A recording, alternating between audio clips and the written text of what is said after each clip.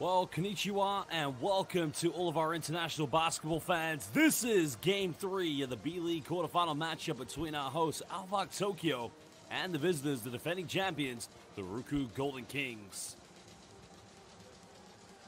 Well, hello and welcome again to all of our live fans watching all over the world. This is Japanese B.LEAGUE basketball playoff time. The winner of this series will live here at the RYUKYU Coliseum will indeed play the winner of the Game 3 matchup today between the Chiba Jets and, of course, the exciting matchup with Utsunomiya Brex.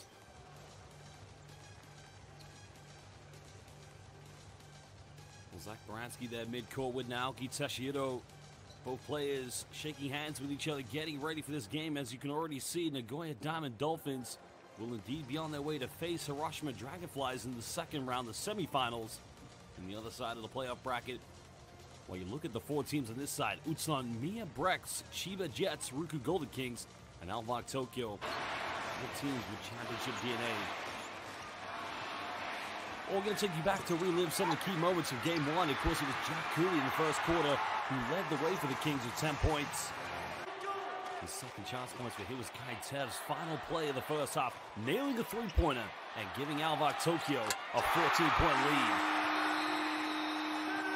The two-time champions of the B.LEAGUE in 2018-2019, ALVARK Tokyo. The second half would be a roller coaster of emotions. Kings battling back, Cooley going for loose balls, making it county with Alan Durham, the Morocco man, kicking this one out, but it was all about RyukyU Kishimoto. Well, his three-point shooting was imperative, to say the least. It really did keep them in the game. Remember, the Golden Kings in Game 1, only 2 three-pointers in the first half, but 7 threes in the second half would prove to be the difference. Keita Imamura, big-time three, cutting it down to single digits. And here's the final play in regulation in which Kishimoto could have won the game for the Golden Kings. But we went not only to one overtime, we went into double OT in this game. Well, Tokyo struggled immensely, of course. Ryan Rossiter getting the and one. That would be the 5th foul of the game for Keita Imamura. His night would be done, and you would start to wonder, could the Golden Kings hold through? But here was Durham finding Kishimoto, no man's land, for the lead. A 1-point lead would be enough there for the defending champions. And that indeed was the end of Game 1. RYUKYU Golden Kings taking the early lead thanks to one Kishimoto. But in Game 2, Leonardo Mendel, the man from Brazil, Sao Paulo, leading the way with 7 early points in the first quarter. He would prove to be too much to handle. The Golden Kings just couldn't get things going inside the paint, and you know, when they struggled from the perimeter, there was always going to be a mount to fight for them to come back from.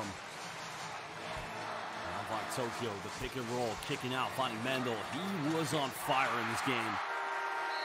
And he would provide much assistance in the scoring to help Ryan Rossiter, which would indeed lead to the big victory. Look at this three-pointer by Taiki Osakabe from downtown. Hand his face from Alan Durham, but no problem for the Japanese superstar.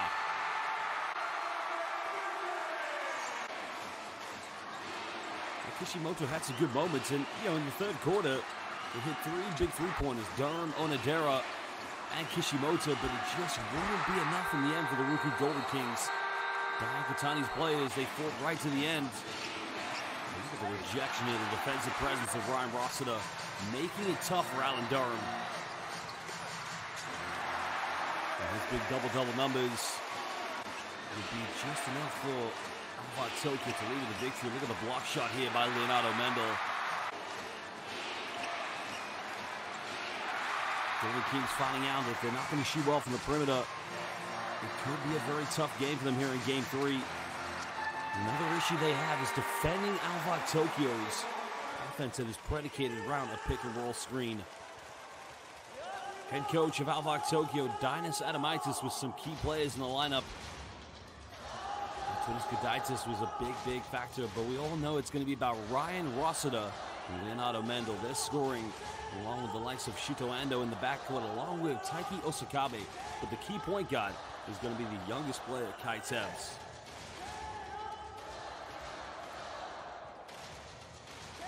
Well, they want to get the job done tonight.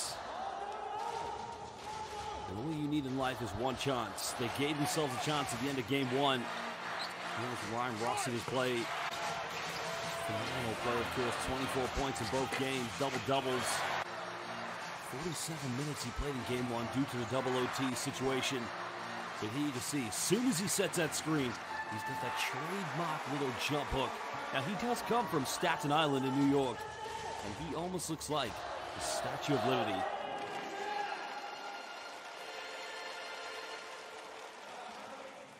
Well, we're going to take a look at Dai Okatani's team, the head coach of the RYUKYU Golden Kings.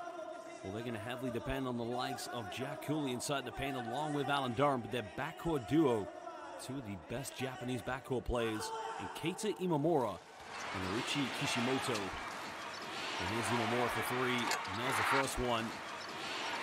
Struggled immensely in game one, only 3 for 10 from the perimeter. Didn't make a three-pointer in game two. And you got to think, if Golden Kings want to win this, they've got to be at least above 30% from the perimeter if they're going to walk away with a victory. Imamura playing for Japan at the recent FIBA Asia Cup qualifiers in February. Well, hello and welcome to all of our live fans tuning in this morning here on B.LEAGUE International. Shout out to Christella Siong saying go RYUKYU. Morocco, man. Let's listen now to Zach Baranski. ゲーム1、ゲーム2と終えまして、ここまでその戦いを振り返って、このゲーム3、どんなところがチームとして修正など必要になってくるのか、どんな風なところ今考えていらっしゃいますか。本当にどちらもすごい、激しい戦いだったので、まあ第3戦も絶対激しい戦いになることは間違いないですし、もう本当にリバウンドが一番の、鍵になってくるのかなと思います。ホームでアルバルカーズと共に戦う、重要なゲーム3になりますけれども、どんな気持ちを持ってファンの皆さんと共にこのゲーム3戦いたいなと思ってますか。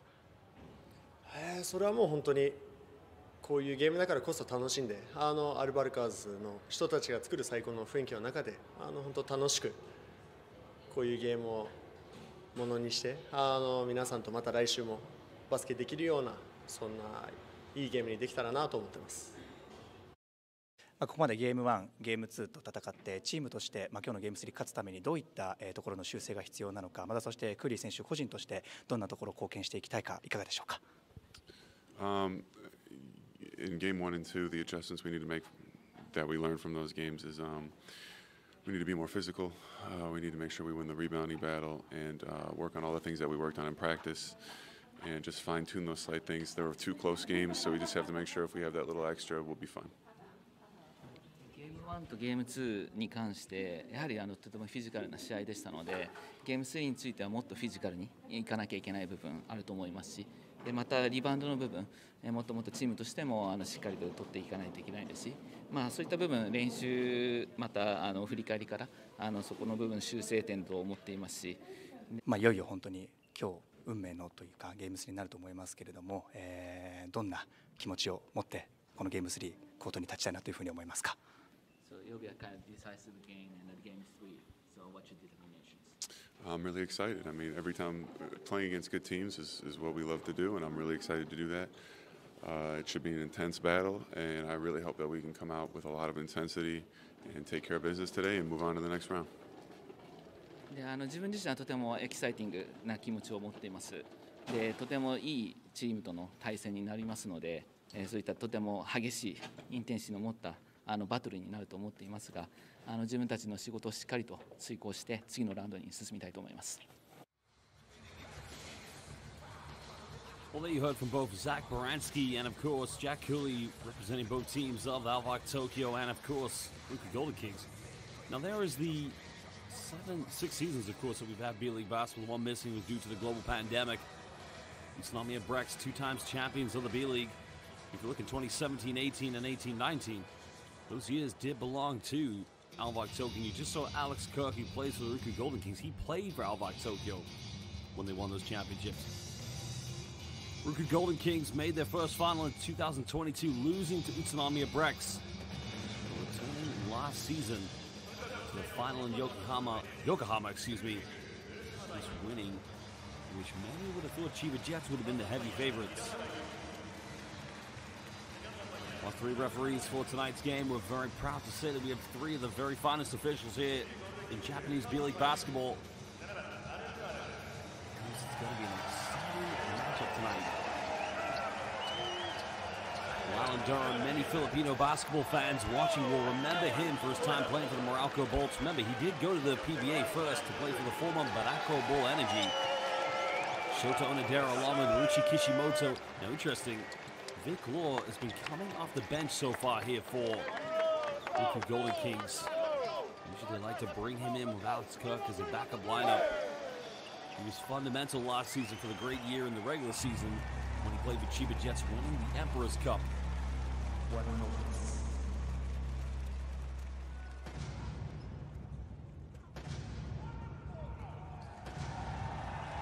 now we're going to get set to introduce the players here from ALVARK Tokyo. The home team tonight, there are the statistics that separate these two teams. Of course, again, we'd like to give some shout-outs to our live viewers. So shout-out to York Chan, Adeyemo Ayodeji, shout-out to Jose Angel, Choco Chip Cookie, welcome back. You've been watching all the games so far. Rice Filled, 6969. Welcome to Zach as well, Destruction. If I haven't pronounced your name, it just means I'm not quite sure what the meaning of it is. But welcome, everybody. B.LEAGUE International, if you'd like a shout-out, please give us your real name. Currently where you're watching, so let us know which team you think will win. Will it be ALVARK Tokyo or will it be RYUKYU Golden Kings?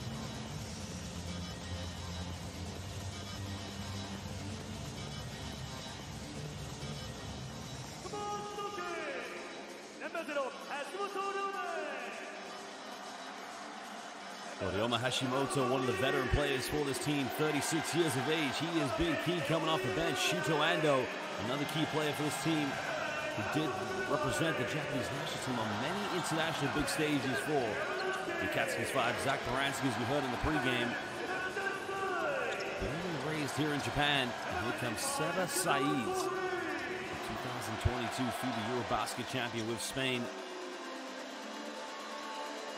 ALVARK Tokyo, the one thing that they've caused a lot of problems has indeed been their pick and roll. Well, here comes the starting lineup. Kai Tevz will be in the backcourt along with Taiki Osakabe. Ryan Rossiter will be partnered inside with the likes of the big man, Arturas Gudaitis. Not to mention Leonardo Mendel, the man from Brazil. O Calimera, Calispera, Posolene, Filimu.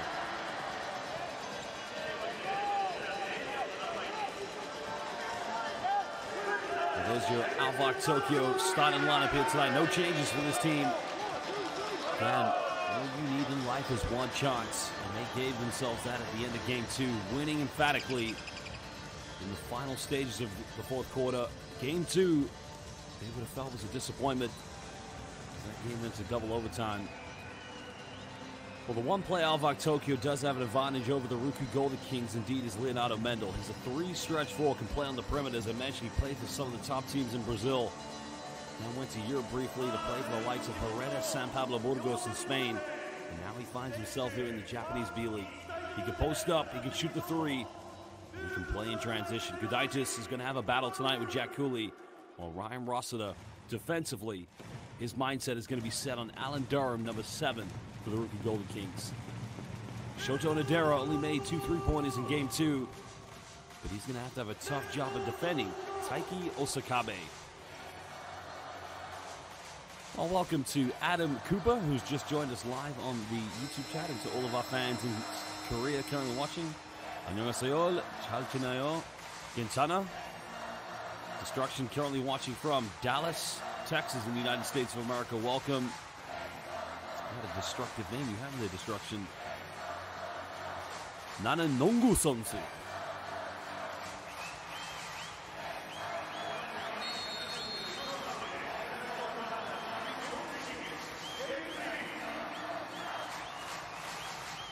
Well, good morning, good afternoon, good evening. Welcome. Game 3. The winner will take on either Utsunomiya Brex or the Chiba Jets.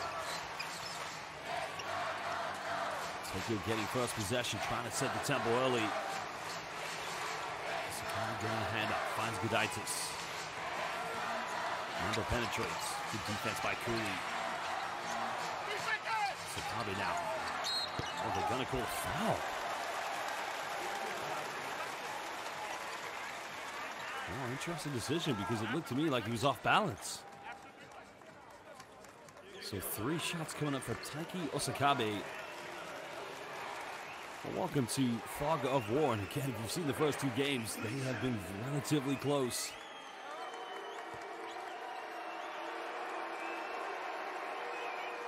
Osakabe usually is very reliable from the free throw line, missing the first one.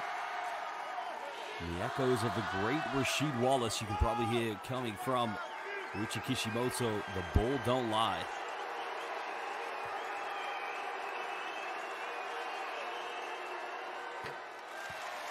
Osakabe has been a rising player here in the Japanese B.LEAGUE, one of the best three-point shooters.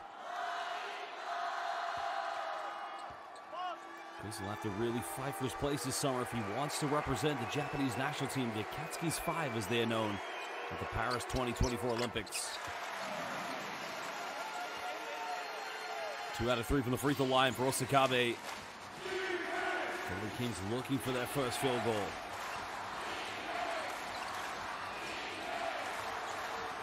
Moore getting a switch on defense.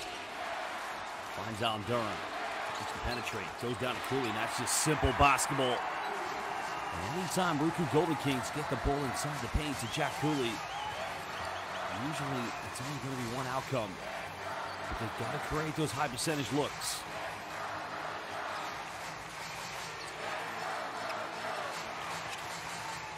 Gudaitis inside the paint. Trying to get it. Another offensive rebound. He's a problem, of course, of RYUKYU Golden Kings. They gave away too many second chances. Nice play. Gudaitis goes in. Well, Golden Kings, they said, you heard Jack Cooley in the pregame. They must win the rebounding battle. Well, welcome to our legend on the live YouTube chat, Manu Fotu. What's up, my guy? Manu Fotu, a former professional rugby player here in the United Kingdom, the father of one of the legends of pro basketball, Isaac Fotu. Good to hear from you, Manu. Hope you're well, brother, and hope to see you soon here in the UK. Watching from New Zealand. Cooley missing inside the paint. Osakabe pulls up 3, can't get it. Cooley doing a good job of keeping Gudaitis off the offensive rebounds.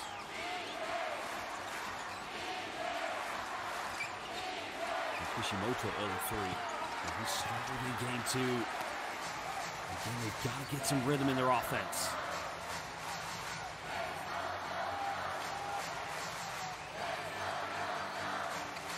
Sebs here in the backcourt, finds Gudaitis. Tokyo, patient offense. Osakabe inside the paint, can't get it. Now coming off his bull screen. Osakabe fakes the pass, goes in, 2 strong, but another offensive rebound.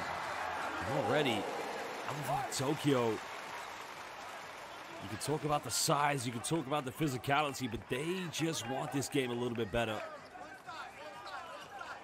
And you got to think as well, you know, they go with Shota Onodera in the backcourt. Oh, well, that could be an offensive foul in my mind. Elbow clearly to the neck, but go back to what I said is, Daiyakatani likes to go with Shota Onodera as a small forward. And Shota Onodera is a great player. But when you have Vic Law on your team, defensively, he would probably be a better matchup for Leonardo Mendel.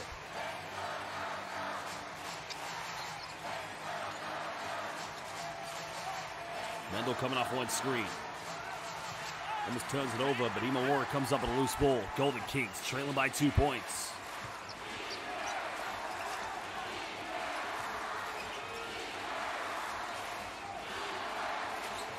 Get something going. Kishimoto, another step back 3 is up. Nothing good. Well, they've got to play a bit more team basketball. Everybody's got to touch the ball if they want to come out with a victory tonight.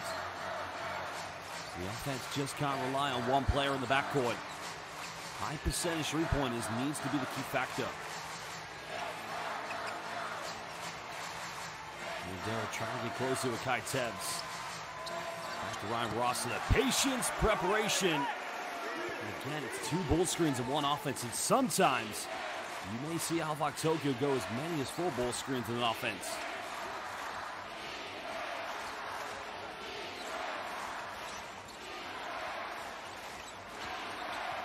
Looking for a post-up. By Russell. Nice post move. Goes in. Big man finishing. All the 4 points coming tonight here so far in the first quarter have come inside the paint for the RYUKYU Golden Kings.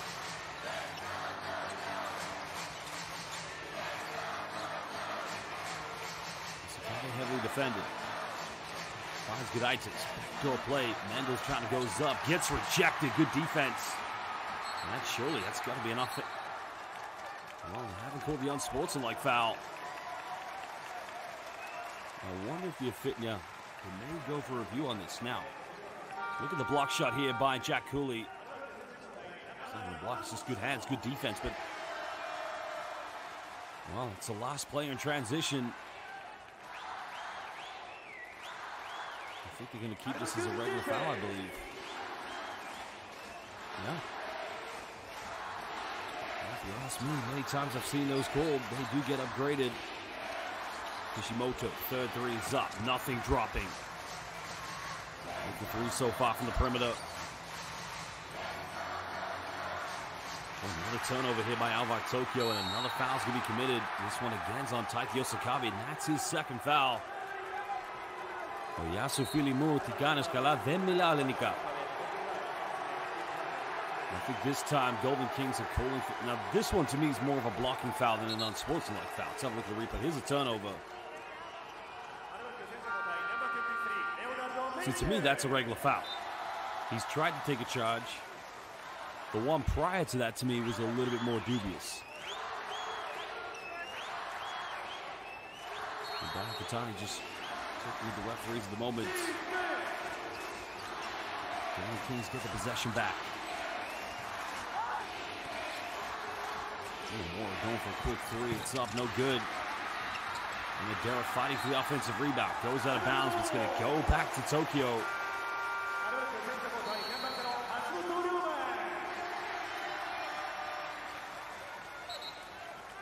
Again, you can see the only points that RYUKYU Golden Kings have scored so far have come inside the paints. And right now, we've had a total of 4 3-pointers. That's not a bad shot, but the offense is just a little bit too quick here at the moment for RYUKYU Golden Kings. I think Onodera is just talking with the referee. He feels like that didn't take the last touch from him, but I think the referee's got that one right.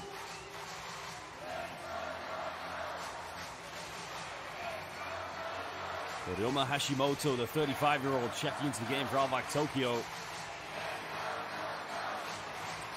A 2-point lead to the home team. Live here at the Ariake Coliseum. Remember, the winner will play with the winner of Chiba Jets, Utsunomiya Brex. That tips off later. That's the other game 3 today. More just out of control. Again, both Ryuichi Kishimoto and Keita Imamura just playing too quickly at the moment. They need to settle down, get into a good half-court set. Remember, this team, they are the defending champions, and both Imamura and Kishimoto, great players. The double change coming in. Alex Kirk coming in here for Jack Cooley and Vic Law. Coming in at the moment here for Shota Onodera.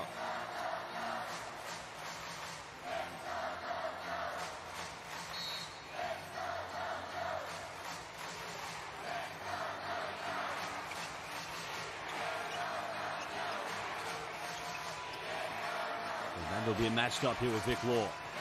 Mando penetrates, tries to go in, avoids the block. Defensive putback, no good. This time he gets the and one. Well, that's a case of RYUKYU Golden Kings. Pre-game, they had a big box of donuts. They finished their last one, but on this play, you can clearly see nobody said box out. Ryan Russell in the first missed attempt, but you've got to make sure you don't let this team get second chances, and that's what Jack Cooley said in the pregame. They must win the rebound battle. So does Gudaitis. Last season played for the best team in Greece and possibly the best team in Europe, Panathinaikos. Makes the three-point play.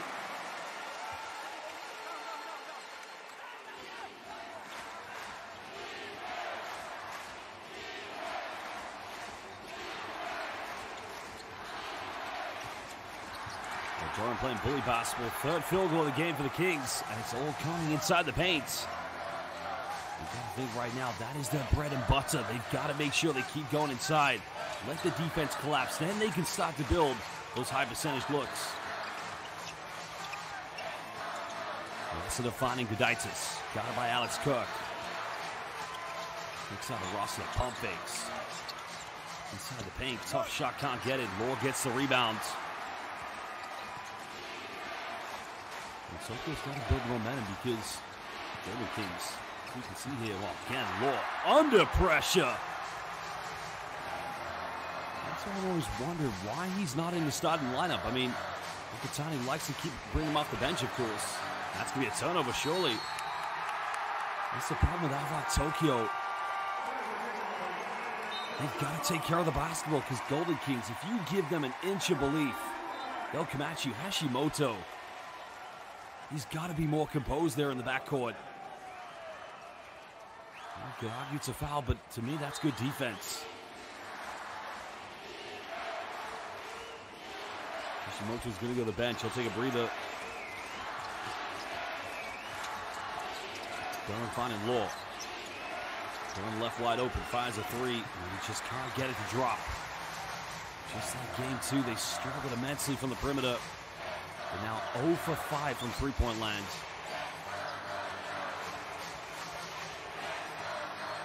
Cavs will pull up. Can he get the first three of the game? Nothing dropping for either of these two teams. Now remember, it's the third time they played in 4 days. So fatigue is a factor for sure. Durham draws a foul, and he'll go to the free throw line. The foul is going to be called against Seba Saiz, the Spanish international. This is a smart, intelligent play by Alan Durham, taking it right at the defense.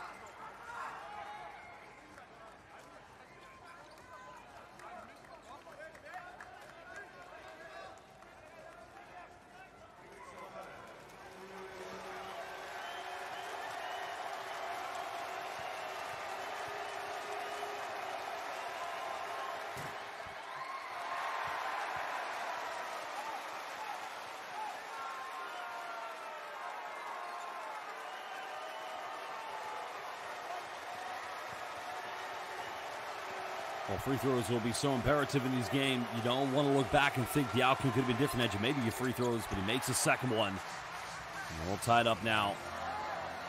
Under 3 minutes to go here in the first quarter.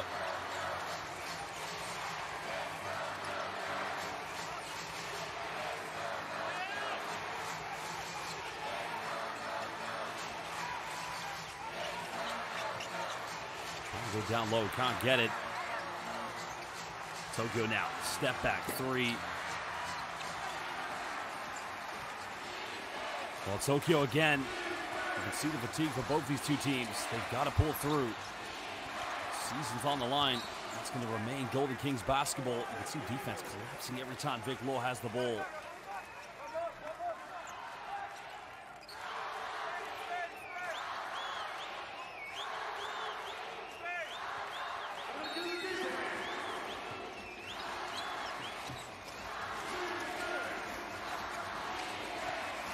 Clark now looking for a handoff. Now, what have they called here? I think they called another foul off the ball. So that's the final team foul for Tokyo to give away. It's again on Seba Saiz, and that's going to be his second personal. Well,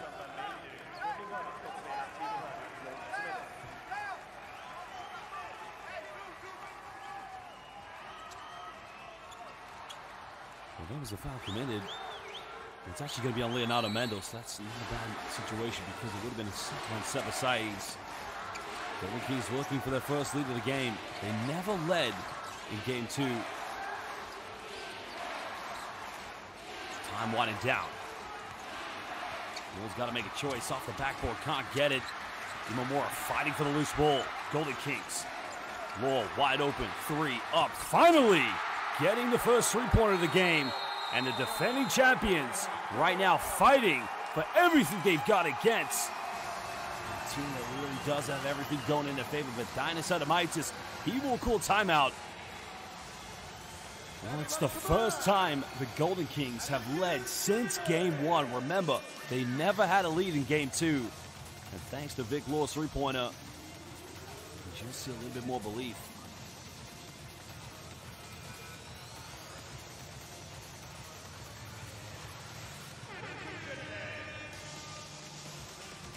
Well, it is a timeout. Dynasite will talk it over with his players. We will be back in just under 1 minute.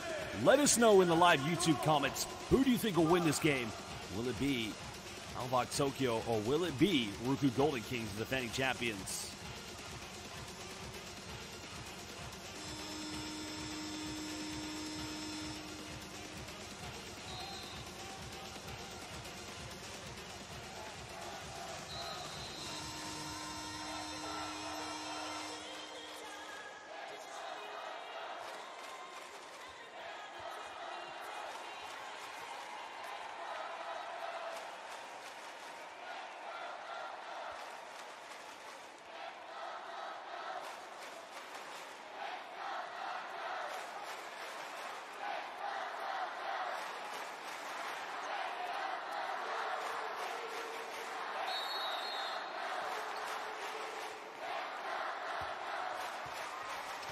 Well, final 2 minutes here in the first quarter. Defending champions fighting for everything they've got at the moment.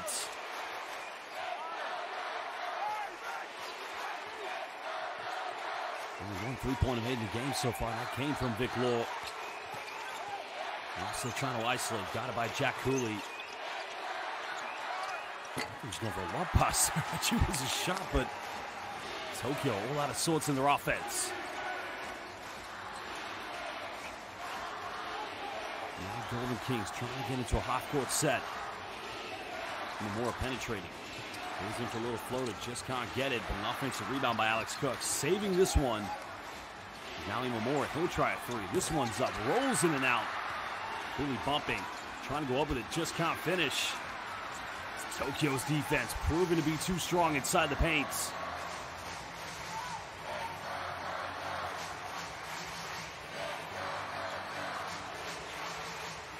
Tokyo doesn't need to panic right now. Set aside is wide open. They don't get the ball to him. Steph's coming off one screen. He tries a three, hand in his face, and that is just way off the mark. Well, Tokyo struggling from the three-point line, and now Arturas Gudaitis and Taiki Osakabe are coming back in.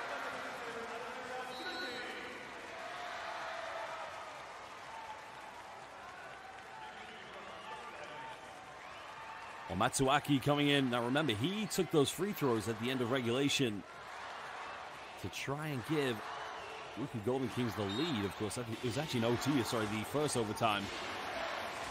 Actually, well, Chocolate Chip Cookie, I think both teams are feeling the pressure right now. You got to remember, it's the third time they played in 4 days.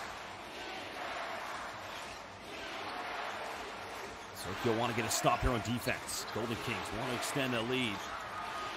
Matsuaki going for a tough three. It's up and straight off the bench. Well, the shot selection. Three-point has been taken, especially from RYUKYU Golden Kings. And now Tokyo can have the final possession here of the first quarter.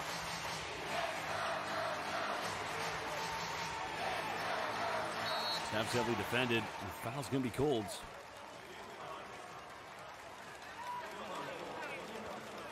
I'm not sure if they pulled the foul on here. Let's have a look at the replay. The foul's going to be called against Vic Law, the defense on Leonardo Mendel.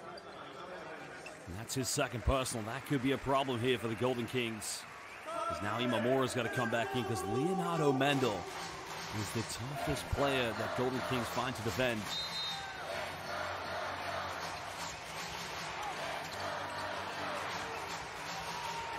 Tab's looking to isolate. Got it by Matsuaki.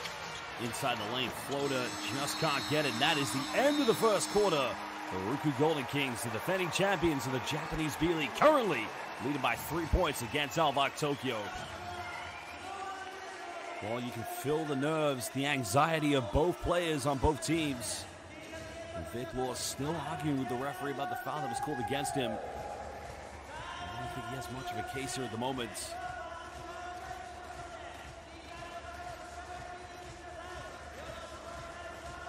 Well, basketball fans, again, it is the end of the first quarter. We will be back for the second quarter, just under 1 minute.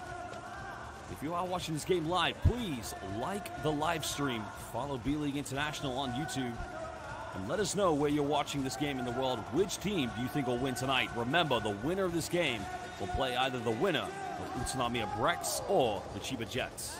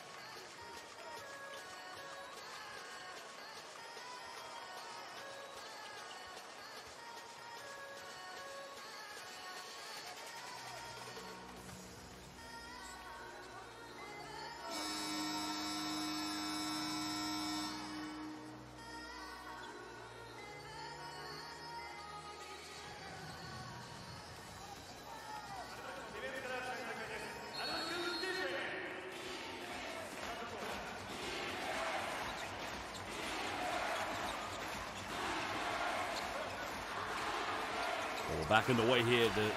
Currently the game between Chiba Jets and Utsunomiya Brex also taking place at the moment. Alex Kirk, offensive rebound. Get him rejected by Ryan Rossiter. The foul's been called this time. I think Daiokatani, I'm not sure what he's arguing here.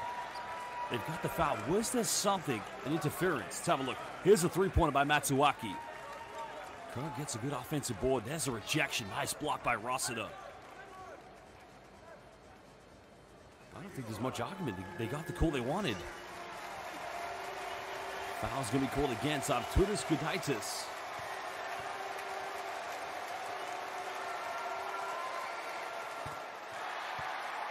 Well, Kirk makes the first free throw.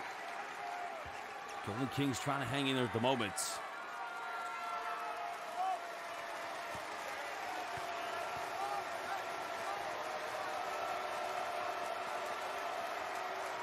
Makes them both.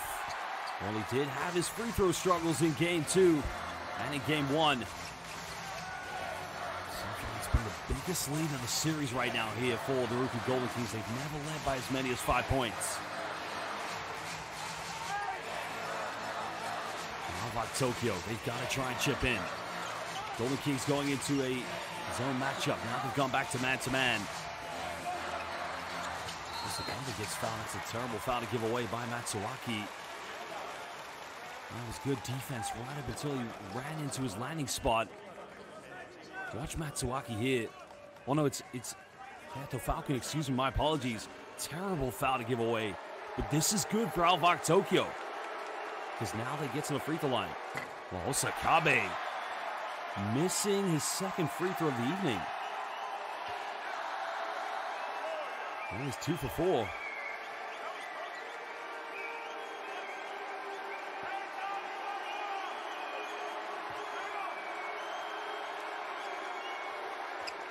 That makes the second one. 3 for 5 now for Taiki Osakabe. 2-possession ball game currently to the defending champions.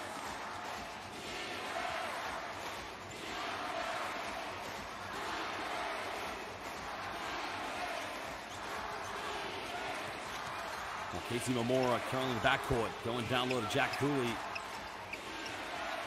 Momora goes in with another floater. Still can't get anything to drop at the moment. And here comes Ryan Rossiter. Nobody stops him all the way. Gets fouled. Surely that's got it. Oh, no. What a miscommunication on defense.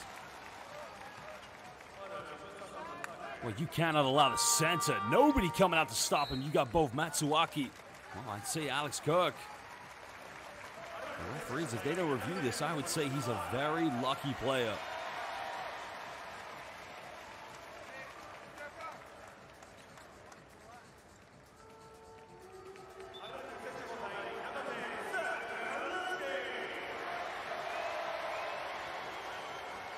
Zach Baransky also coming into the game now for ALVARK Tokyo. I don't know if this has been, no, I think it's going to be kept as a regular foul, yeah. Set aside his provisional substitution, so he will come in for Rossiter.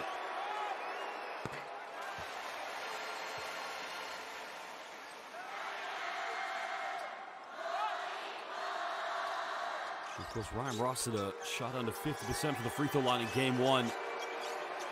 It's one of those cases, how do you make all your free throws? Maybe they could have won the series by now. The man who started his pro career in France in the second division, spent a season in the G League, came to Japan to play for Utsunomiya Brex back in 2013. Makes both free throws, cutting it down to a one-possession ball game at the moment.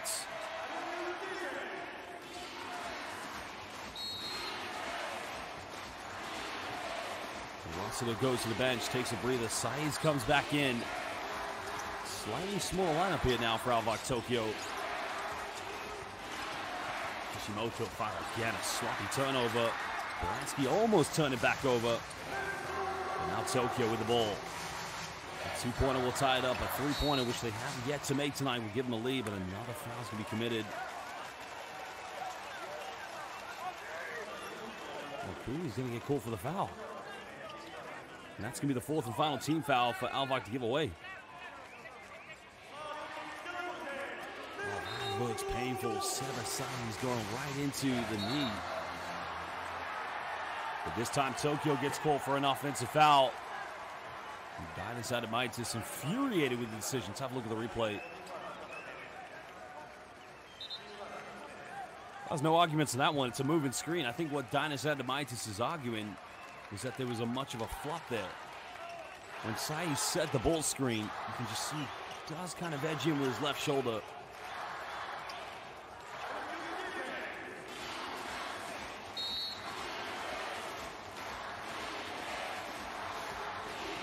Golden Kings holding on to a two-point lead. Garden looking for a post-up. Trying to take on Saiz. He's got two fouls. Nice post move by the Morocco man, the Hulk. The former PBA Best Import player, 35 years of age. Remember, he didn't come from NCAA Division I. He came from Grace Bible College, NCAA Division III. So probably looking for a quick three. Tries to go off the backboard, can't get it. Tokyo still zeroless from the perimeter.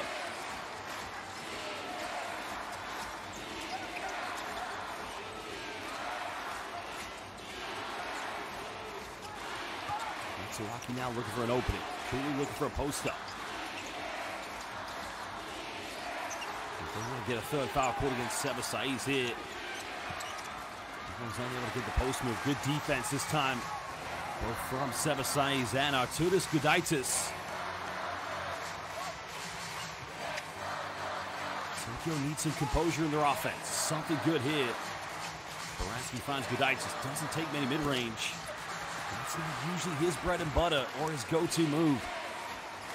He's more effective being around the basket. Kishimoto in and around the defense, off the backboard, finishing under intense pressure. And now the Golden Kings have their biggest lead of the series of 6 points.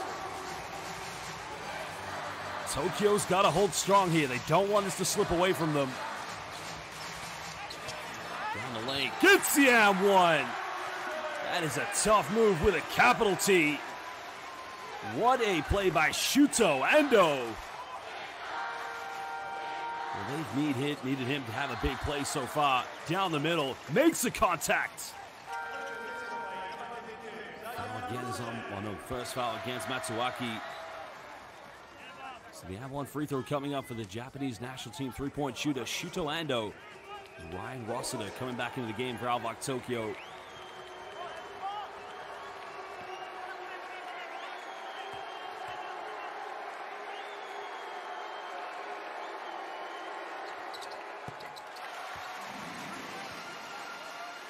Three-point play converted by Shito Ando. 3-point deficit.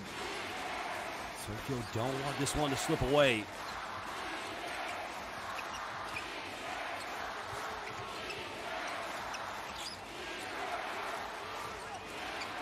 Down low to Durham. Trying to go for the post move. Nowhere to go here. Good defense by Rossida. And they turn it over yet again. Goes out of bounds, but it's going to remain Golden Kings ball with 1.6 left on the shot clock. You can see it's a disappointing offense here because Durham went baseline, had no options because of the suffocating defense of that man, Ryan Rossida, and nobody on the backcourt tried to get open to help him out. 1.6. Kishimoto's got to force it up. 3 is up, can't get it still. And Tokyo get the rebound. Looking to chip this down to a 1-point ball game. Maybe tie it up with a 3-pointer. But they've yet to make one here tonight. Gudaitis goes in. Offensive foul. Good defense by Jack Cooley. Cooley just saying, I got the brains at the moment. And this is just intelligent defense by the former Notre Dame Fighting Irish player. Jack Cooley, former NBA player, former FIBA Europe Cup champion with Dinamo Sassari back in 2019. Came to Japan the following season. And give his credit where it's due. Last season's B.LEAGUE champion, Jack Cooley. Both Shota Onodera and Alex Kerr coming back into the game for the Golden Kings.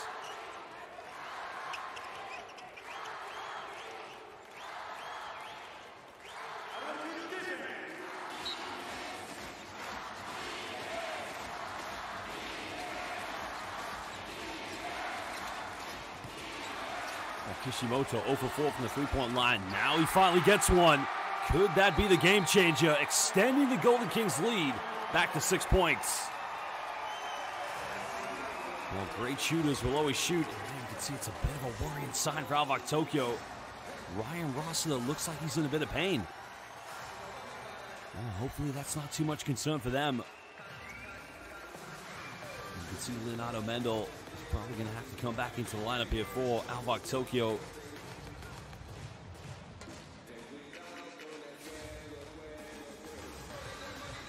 Well, Kishimoto. What happened to Ryan Rossida here? It was a bump or something, but Kishimoto putting on the moves against Kai Tevz.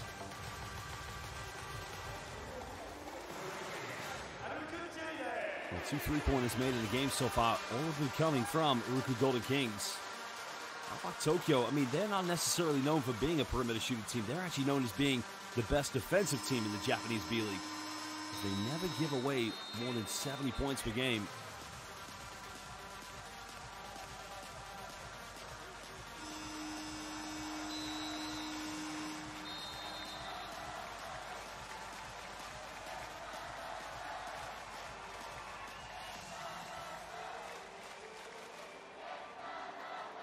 Well, ALVARK Tokyo currently 0 for 7 from the perimeter. RYUKYU Golden Kings currently 2 for 11. Volume 3-point shooting probably coming down to the fact that these two teams probably a little bit fatigued. 3rd game in 4 days.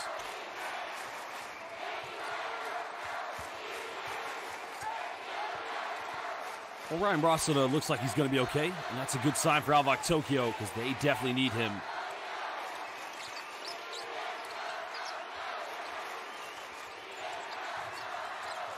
A bit of a tumble there by Leonardo Mendel. Mendel down the middle.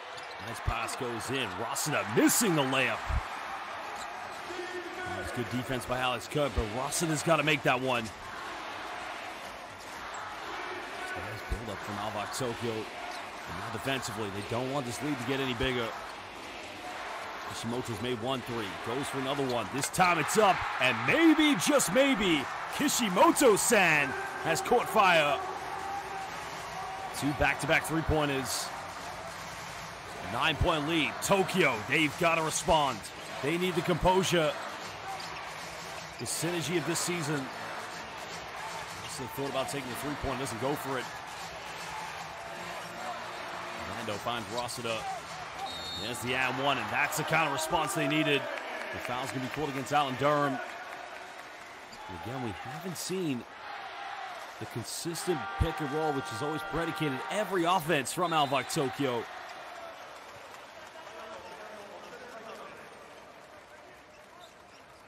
It's going to be a timeout now with 4:51 to go, but look at this play here, the build-up. Ryan Rossiter bumps of Durham.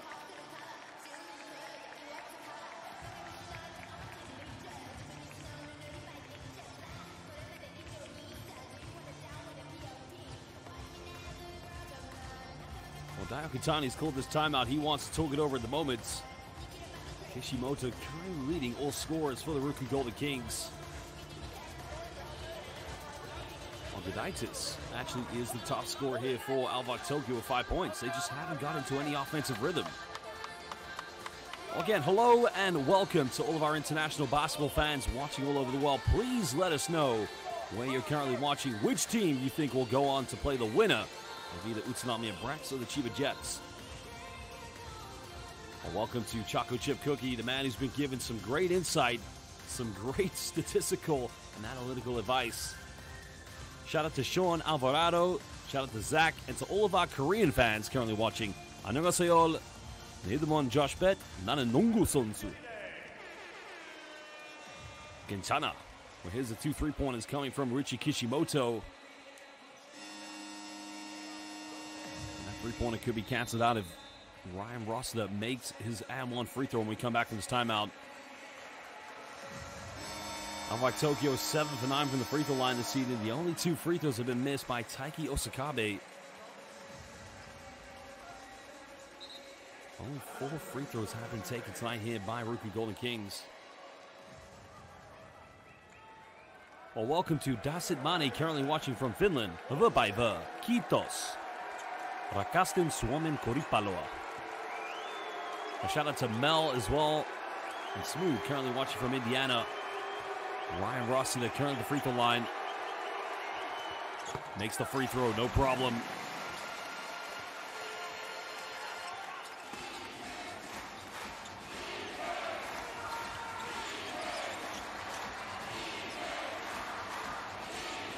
Golden Kings just trying to take care of the full court pressure exhibited here by ALVARK Tokyo.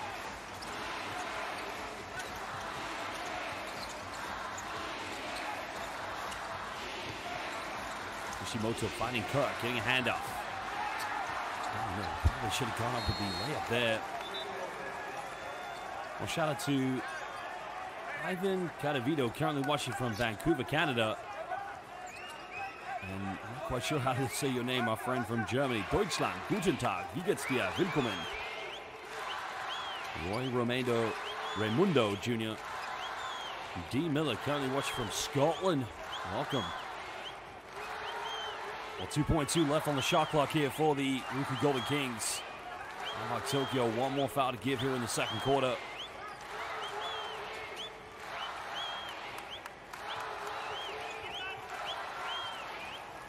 Well, welcome to our friend from Vietnam. Xin chào bạn khỏe không? Oh, it's going to be a 24. Here comes Rossiter. Rossiter's got to finish this one. Missed the layup. Now, I think that was going to go out of bounds. I don't think he was going to make that one. Why did Alex Kirk do that? Ryan Rossiter was going to miss the layup. Now, here's the fumble by Kishimoto.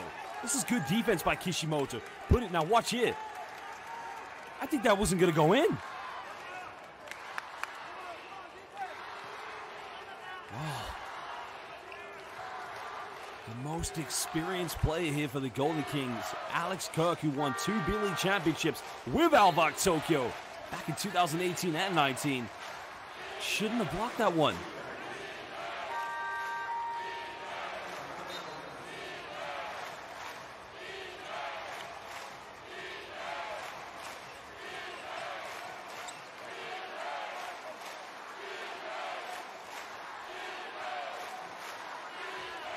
The goaltending has been called. Imamura coming back into the game.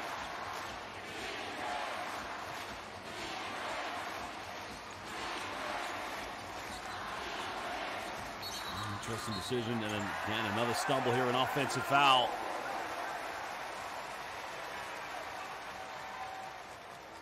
Now you can see the handoff here. Well, I think they're going to call traveling violation, excuse me. No foul, my apologies.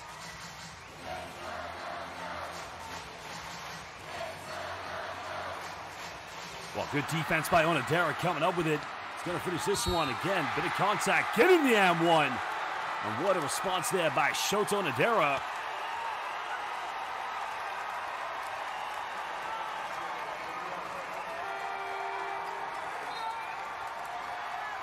Great defense by Shota Onodera.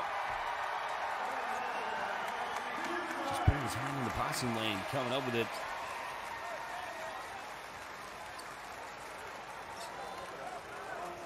Well, Shota Onodera makes all the little plays here.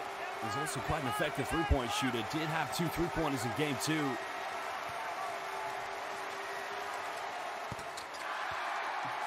Three-point play converted. 7-point lead back here to the RYUKYU Golden Kings.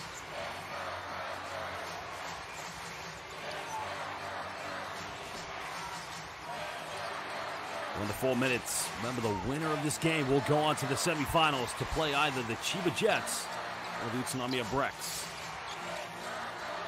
So he's going for tough mid-range. Again, right in the face of Alan Durham.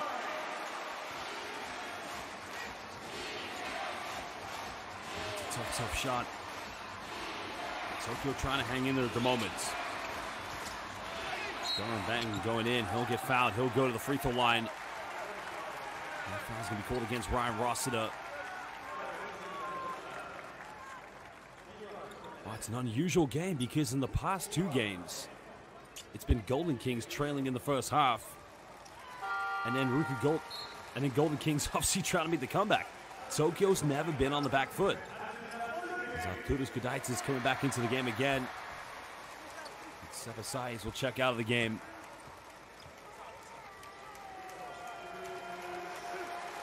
Well, welcome to Mel, currently watching from Kuwait. Welcome.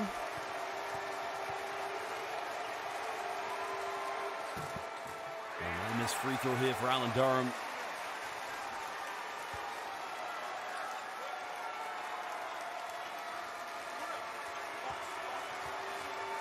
I believe we have somebody from the same college as Alan Durham currently watching the game. I think we have Blackmore currently watching from Michigan. Grace Bible College alumni, welcome. But another missed free throw. It's one of those games you don't want to look back and think the outcome could have been different. You just got to make your free throw shots. It's as simple as that. Golden Kings defending champions of the B-League. Oh, Rossiter turns it over. Sloppy offense coming from ALVARK Tokyo. Here comes Alan Durham. Durham goes in, tries to go off the backboard. He can't finish it. The mental, physical fatigue settling in with both teams. They've got to maintain this.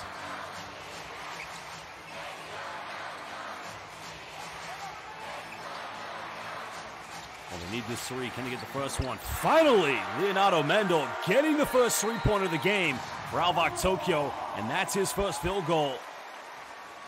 And the RYUKYU Golden Kings will call timeout because that 9-point lead has been chipped down to 7. Diagatani's got to figure out something in the offense. That's a big-time play. Well, he played for Paulistano, Bauru, big teams in Brazil. Made this one and said, "Obrigado. Boa noite," as they would say back in Sao Paulo, his hometown. Big-time 3-pointer.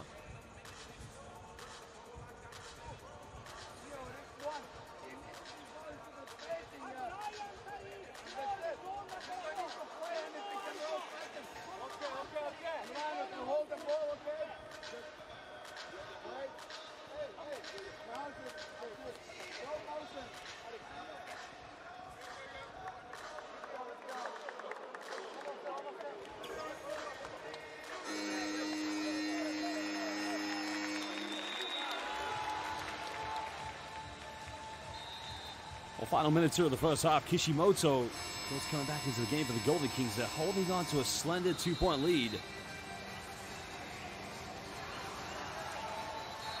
Nomura only had 3 3-pointers in game 1. They all came in the second half. 0 for 5 from the perimeter in game 2.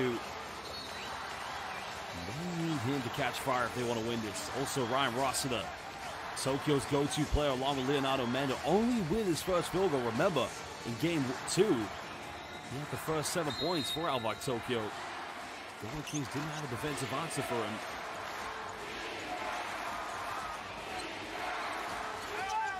Kishimoto, wide open layup, no contest on defense, no help side whatsoever. 10 points tonight for RYUKYU Kishimoto, the man who hit the game winner in game one, who broke the hearts of every ALVARK Tokyo fan here at the Ariake Coliseum. I think an offensive foul is going to be called against Ryan Rossiter, and that's going to be a problem.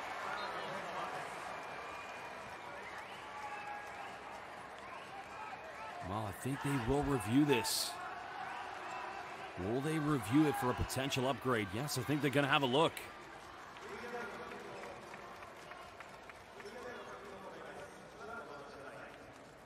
Well, let me tell you something. It takes quite a lot to take Alan Durham down. Let's look at the replay. Watch Ryan Rossiter. There's an elbow to the face. Now, do you justify that for an unsportsmanlike foul? It's definitely it's a forearm to the face. I don't think the elbow makes contact, but I think it would be a little bit harsh here to upgrade this to an unsportsmanlike. For sure, the elbow's gone. The offensive foul's going to be called, but there's contact, no doubt, but let's see what the referees decide. And that's a great call. Excellent decision, because the elbow doesn't necessarily hit the face. It's the forearm, and it's a foul, no doubt. And I think what the referees were looking at, was there any malicious intent? Which there wasn't. Ryan Rossiter's not that kind of player. And Alan Durham, look, the hit was made. He got hit in the face. It's a great job by the referees.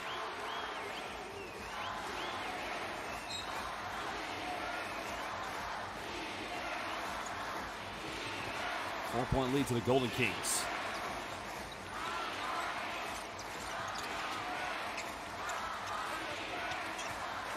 Moore trying to go to Jack Cooley. Got it by Gudaitis.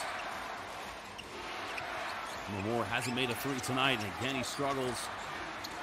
Durham struggling as well, but Cooley getting the offensive board, puts up a sinker shot, can't get it.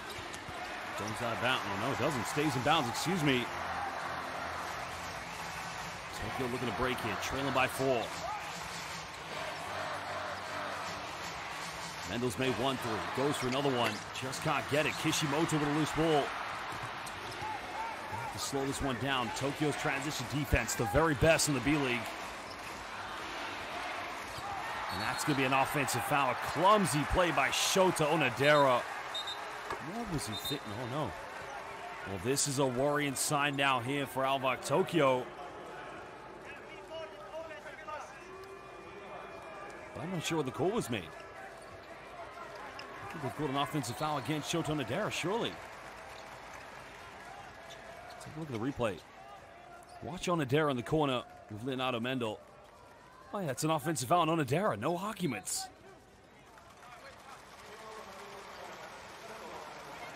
Yeah, I think the referees will look at this to see if an upgrade is needed.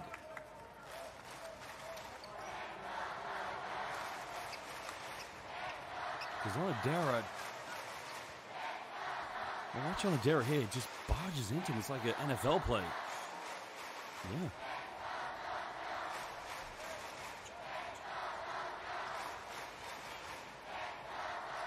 But if you look on the right there, assistant coach of the RYUKYU Golden Kings, Anthony McHenry, former Japanese B-League legend, played for the RYUKYU Golden Kings. And also last season finished his long career with the Shinshu Brave Warriors. Now, Anthony McHenry actually started his professional career in the United Kingdom with a team called the Leicester Riders before going to Japan. Of course, now the assistant coach here of the RYUKYU Golden Kings.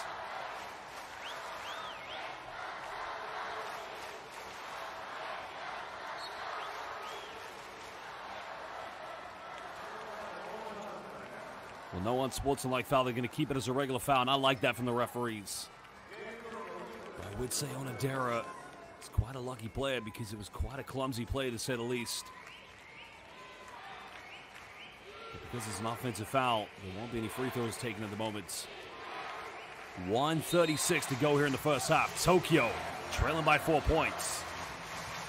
Tide Tabs back in the game. Neither team with any fouls to give.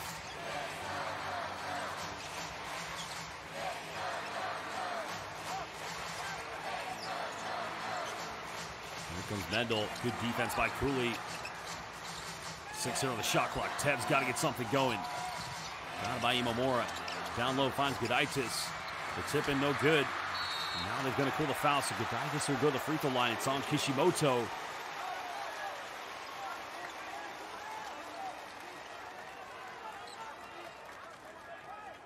And Kishimoto's going to get called for the foul.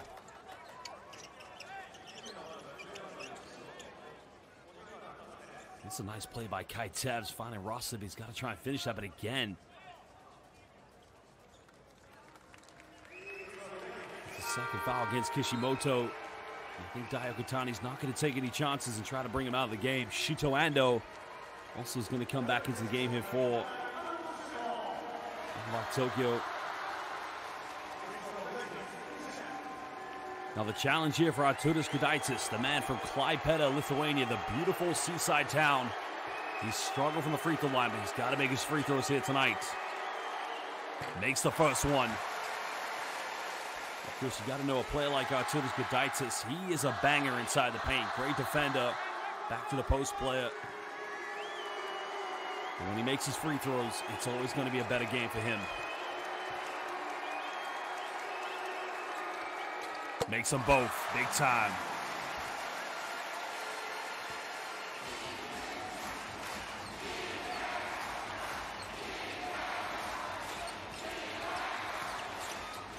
Kings holding on to a slender 2-point lead. Kishimoto looking to isolate. Made 2 threes here in the second quarter. It's way off the mark, but Cooley gets the offensive rebound. Can't finish it. Doesn't get the and one, but he'll go to the free throw line. And that's another foul against Artūras Gudaitis. Well, Gudaitis is calling for a review there. What happened? Let's have a look at the replay. There's a three-pointer.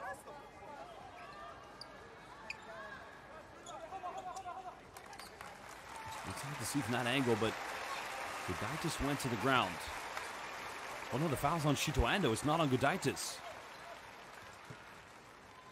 So now the referees are discussing. The question is, will Dinas Adomaitis use the coach's challenge, or will the referees just go to review it? Yeah, they're going to review.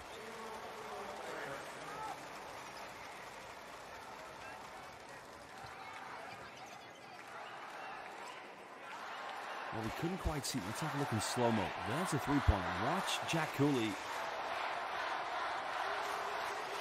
I don't know if there's any much in that, to be honest. I think Cooley's beat him to the spot. And again, the referees may decide otherwise. It's down to the officials to decide what they want there. I mean, Cooley, could you have called an offensive foul against him? Sure, you could have, yeah. I mean, he does kind of go across him through the shoulder, drags it back, but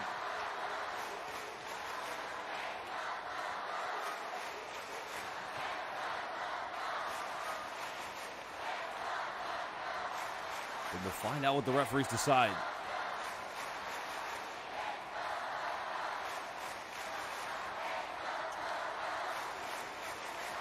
Well, we have people currently asking in the live YouTube chat, what is the score of the series? Well, the Golden Kings won Game 1 with a three-pointer thanks to RYUKYU Kishimoto. ALVARK Tokyo responding with a big win on Saturday, winning by 4 points. Remember, Game 1 went to double OT, so it's currently tied at 1 apiece. The winner of this game will head to the semifinals, and they will meet the winner of today's Game 3 between Utsunomiya Brex and Chiba Jets. It's also tied apiece.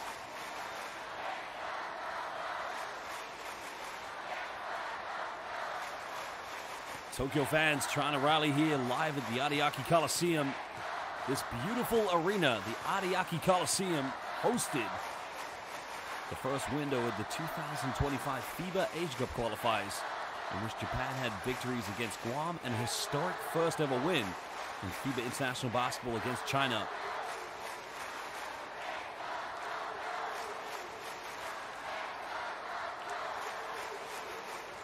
The referee's still deciding right now, so the question is, do they want to change the decision and call an offensive foul against Jack Cooley?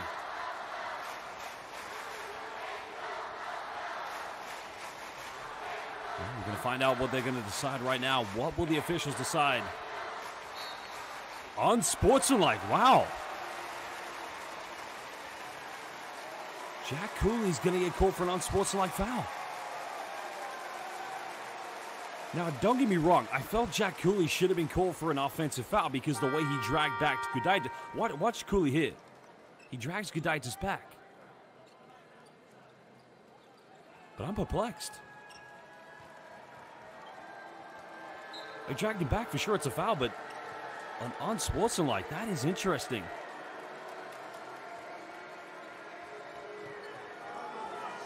I'm not arguing the foul whatsoever. I think the officials have done a good job by going to the monitor, but I'm trying to figure out what the unsportsmanlike foul is for. So 2 free throws to Gudaitis. But this is good here for ALVARK Tokyo. Try to tie the game up, and they will get the possession back.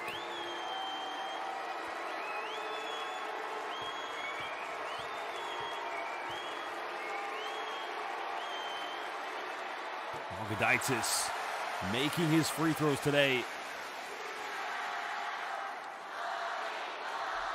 Make this one. You can tie the game up. You could probably get it back with 48.6 seconds left, which could be enough time to get a 2 for 1.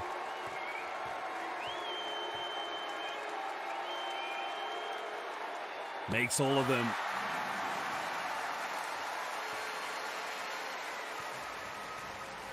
Well, we're all locked in at 29 apiece. Now, they're still going to have the free throws here for Jack Cooley. I did realize because they're going to continue with the foul. So the possession won't automatically go back here to the ALVARK Tokyo. My apologies. So now Cooley at the free throw line, a chance to give them the lead again. Golden Kings struggling from the free throw line. And now 50%, 4 for 8. Remember, Alan Durham's missed 3 tonight. They've got to step up and make these free throws.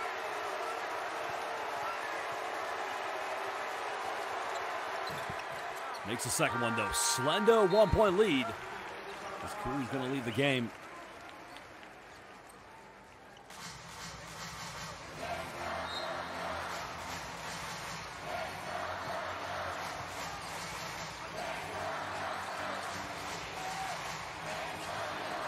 Remember, neither team with any fouls to give here in the final moments of the first half. Mendel kicking this one out. There's a foul to give away. That's poor defense by KT Momora. Kai Tevz beating him to the spot. So Tevz will go to the charity stripe and a chance to give ALVARK Tokyo the lead. I'm not sure what Daigutani's arguing at the moment. Golden Kings have to keep the composure here. They don't want to get called for a technical foul.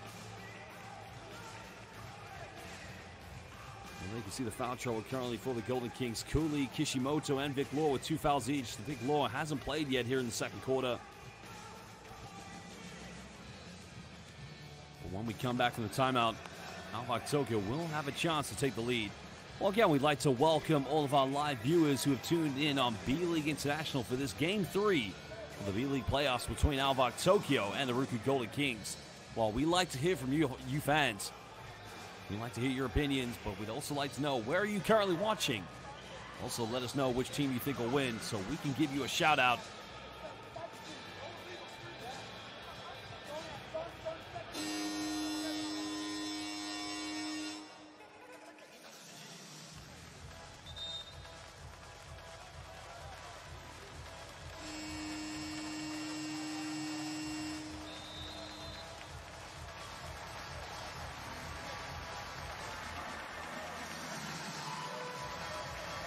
Well, welcome to Dapantol, currently watching from Indonesia.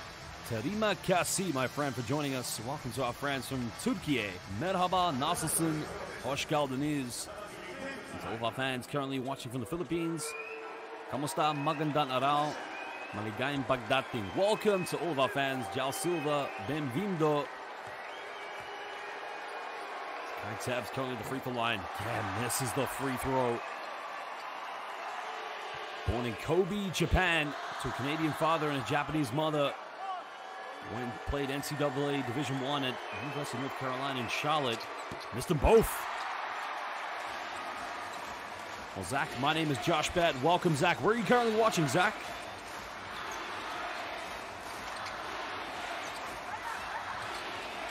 One-point lead currently here to the Golden Kings. 9 seconds difference. Durham posting up, playing big man move. Oh, we said Joshua Smith of the Nagoya Diamond Dolphins is Baby Shaq. I'm telling you right now, that's a tough play by the Morocco man. Good defense here by Durham. Step back, can't get it. That is the end of the first half. And it will be the Golden Kings who have a slender three-point lead. Remember, the Golden Kings being led by as many as 9 points here in the first half, the biggest lead they've had so far here in this series.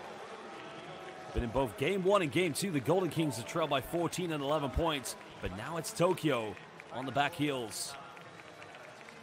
Well, basketball fans, it is halftime. We're going to take a 20-minute break.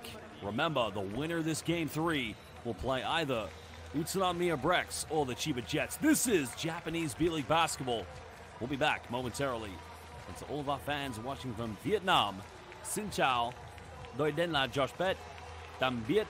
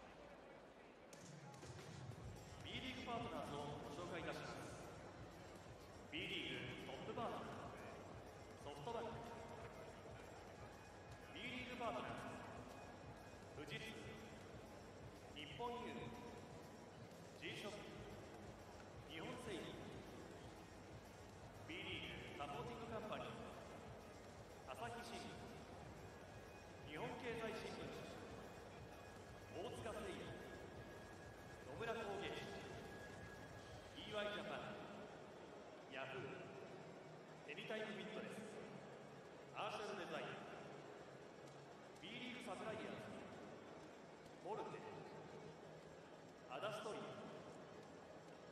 B リーグエンターテインメントパートナー、ソニーミュージックエンターテインメント、B リーグコミュニケーションパートナー、ダイニー、B リーグスポーツ振興パートナー、スポーツクでウィナー。以上 B リーグパートナーズのご紹介でした。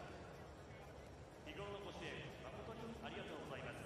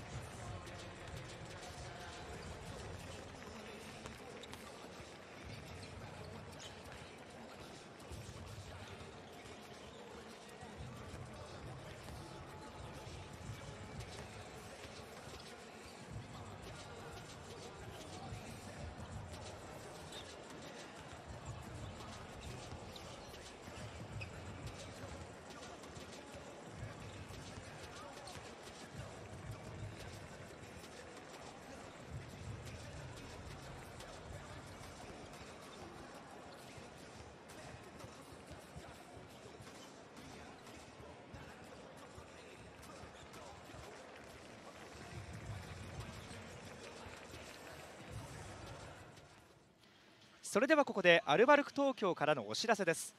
本日アルバルク東京が勝利すると今週末はセミファイナルとなります。他会場の試合結果によりアルバルク東京のホームゲームとして開催する場合はここ有明コロシアムで5月18日土曜、19日日曜、21日火曜の3日間で開催いたします。現在チケットは B リーグチケットにて販売中です。クォーターファイナルを応援いただきつつ決勝への切符がかかるセミファイナル、ぜひ会場での後押しをお願いします。またシーズン終了後の6月1日土曜にはここ有明コロシアムでファンフェスタを開催いたします。どなたでも入場無料でご参加いただけます。詳細の時間やプログラムは決まり次第アルバルク東京公式ウェブサイトにてお知らせいたしますが、今シーズン最後の選手やチーム、ファンの皆さんと一緒に過ごせる時間となりますのでぜひお越しください。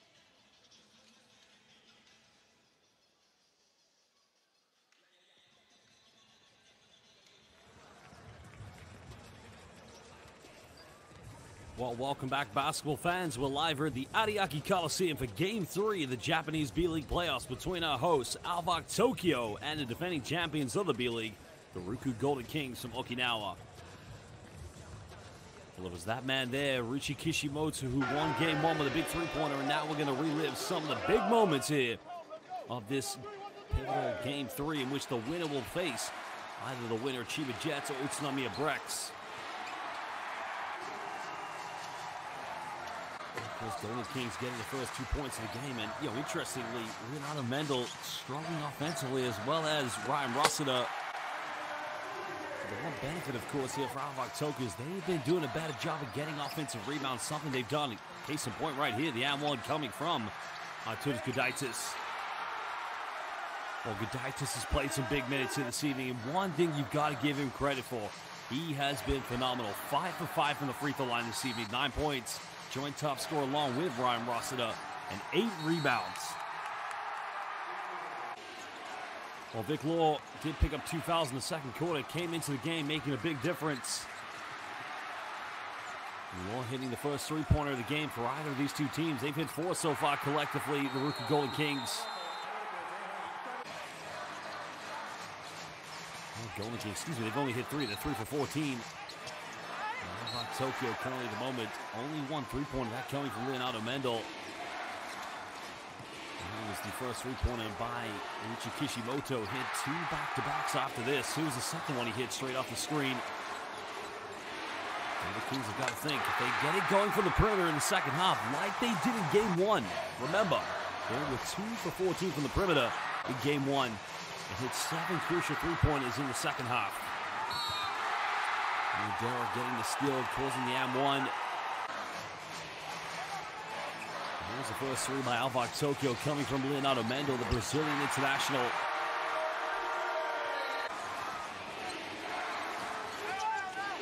And here's Kishimoto. Leonardo Mendel nowhere to be seen. Didn't see where the ball was. Called watching his man. Well, this is incredible. Who would have thought at the end of the first half that it would be the Golden Kings who would be winning the rebounding battle against ALVARK Tokyo? And if you remember in the pre-game interview with Jack Cooley, Cooley said, we got to win the rebound battle. Well, they're doing that by a slender 1 rebound, of course. But they have 2 more offensive rebounds. But it's only a 3-point lead. Remember, ALVARK Tokyo, infamous for not giving up more than 70 points per game over the whole entirety of the B.LEAGUE season this year. They are indeed the best defensive team here in the Japanese B.LEAGUE. The question is going to be, who is going to leave with a victory tonight? Who is going to head to the semifinals? 9 field goals from within inside the rainbow for the Golden Kings, 9 for 20. Both sets of teams. You think about the foul trouble. Nobody has 3 fouls here for ALVARK Tokyo. Rossiter's got 2. Of course, Gudaitis has 2 as well. Well, for the Golden Kings, same for them. Nobody's got 3 fouls, but Kishimoto's got 2. Jack Cooley's got 2. And so does Vic Law as well. So very even between these two teams at the moment. Kishimoto currently leading all scorers to 10 points. As we mentioned, Ryan Rossiter, Gudaitis, combined total of 18. Gudaitis needs 1 point and 2 rebounds to get a double-double. think that won't matter to him tonight. He'll be wanting to go to the semifinals. Of course, as we mentioned, the other Game 3 going on is between the Chiba Jets and Utsunomiya Brex. And the winner of that series tonight will play the winner of this series.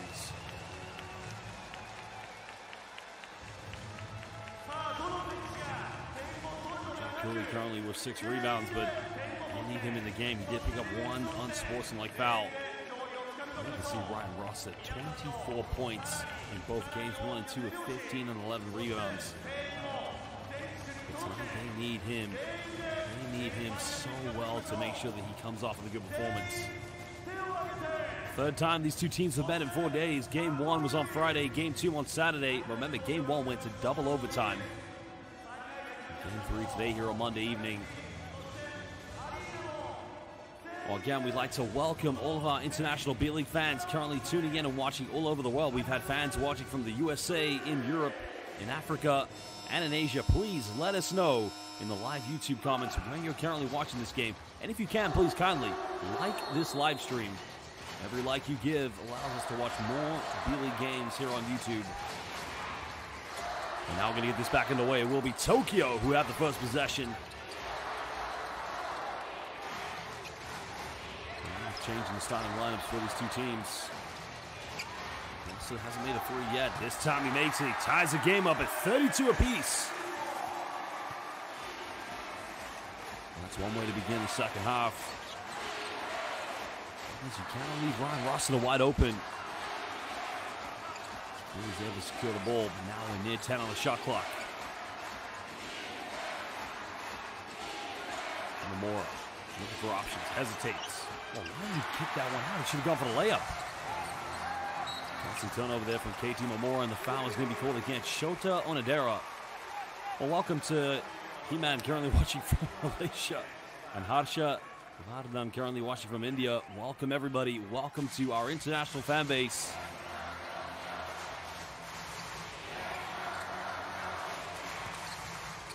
This is Ross's bread and butter, pick and pop. Again, a little bit of deja vu at the moment.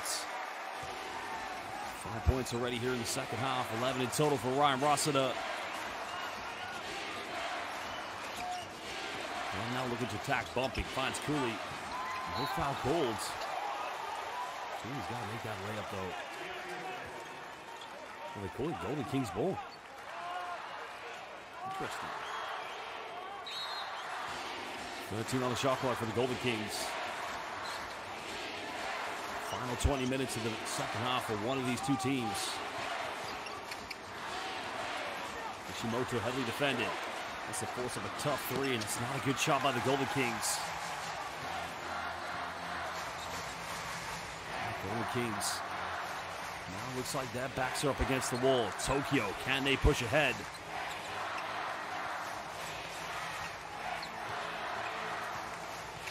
Mendel's caught a double team. Finds Gudaitis. Final seconds. Tevs pulls up. D3. Got it! Big time three-pointer. Kai Tevs with a huge three-pointer. Well, that is now the second three-pointer of the game here for ALVARK Tokyo. And just when they needed something.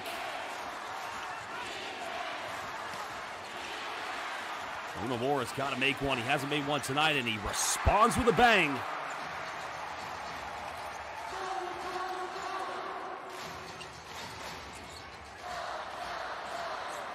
Well, back-to-back three-pointers for both these two teams. Tevs finds Ross in a two-point ball game at the moment. Once again, it's on the paint front iron, can't get it. Cooley does a good job of keeping Gudaitis off the offensive rebounds. Now Golden Kings.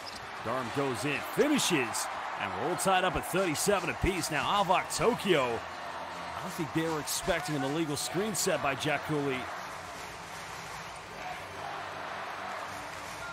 Well, every neutral B.LEAGUE fan likes to hear two words. Game 3. Of course, probably not the what's the ALVARK Tokyo RYUKYU Golden King fans want to hear.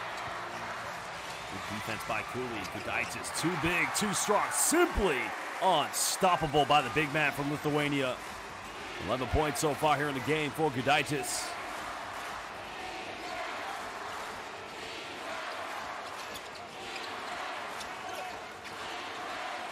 Two-point ball game currently here to ALVARK Tokyo. Now we're on the 10 of the shot clock. Durham's got it back down. Good defense by Rosser, but again, the Hulk simply going to work at the moment. Now both teams wanting a bit of contact calls. Of course, Alan Durham was imperative last season when they went to the B.LEAGUE Finals, defeating the Chiba Jets. And who knows, maybe you could have a repeat of last season's finals in the semifinals if both the Jets win against the Brecks. The Golden Kings win tonight, but both Tokyo and the Brecks will have something to say about that. Final seconds. Mendel's got to get it going. One-legged three, no man's land. And that's going to be a 24-second violation. A very poor offense coming from ALVARK Tokyo. They've got to do better than that.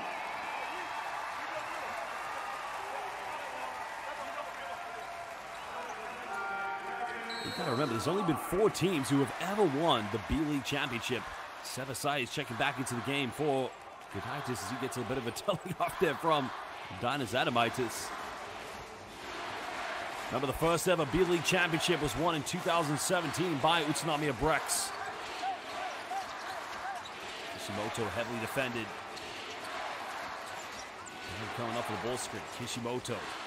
10 here on the shot clock. Durham almost lost his dribble. He turns it over in the end. That's going to be a jump ball, I believe. Now we'll go to the RYUKYU Golden Kings because Tokyo began the third quarter with the first possession. Now going back to what I was saying, what's interesting, on this side of the playoff bracket, you've got Utsunomiya Brecks versus Chiba Jets in the other game, other series. And in this series, you got Golden Kings versus ALVARK Tokyo.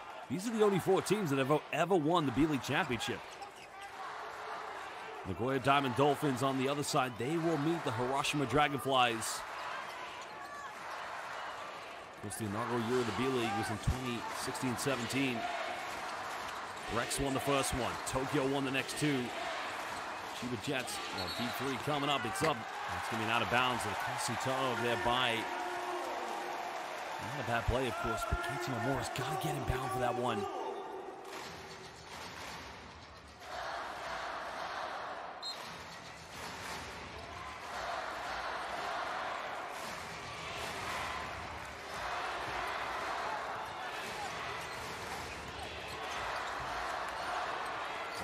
Good defense here by Cooley. Cooley trying to keep it alive. Diving on the floor now, hustling. Now a jump ball is going to be called. Now will be a possession back to ALVARK Tokyo.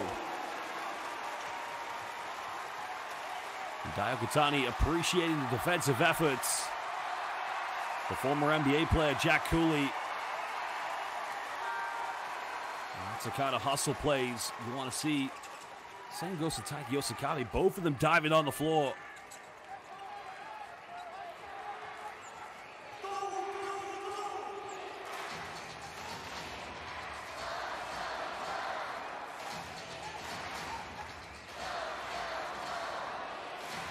I think what the referees are trying to decide is there wasn't full possession when he stole the ball. So there's not going to be a reset of the shot clock here. Tokyo's got to go quick. Tef's trying to push the tempo. Tef goes in, can't get the layup. Good defense by Cooley. Moralco man getting the loose ball.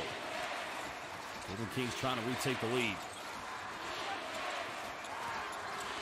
Durham draws a foul. Foul's been called on the ground. It looks like, wow, this is worrying here because Ryan Rossett has taken a few shots here this evening.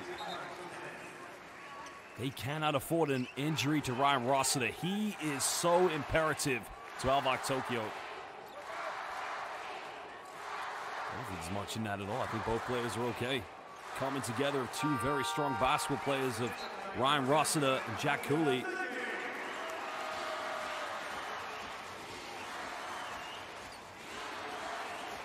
So Gudaitis comes back into the game. Sabasai checks out.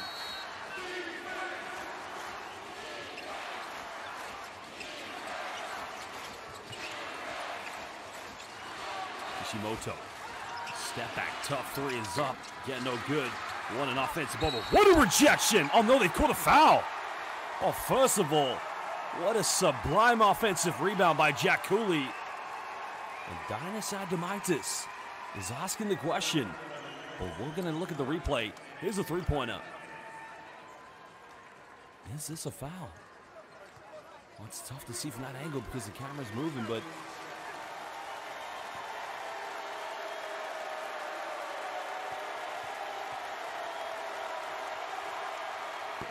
oh, again, you can hear the echoes of the great Rasheed Wallace. The Bull don't lie. Another free throw here for Cooley. A chance to give RYUKYU Golden Kings a 1-point lead. 4:53 to go here in the third quarter. Jack Cooley, the former FIBA Europe Cup champion, missed them both. Again, the free throw struggles, especially for the RYUKYU Golden Kings, continue to hurt this team.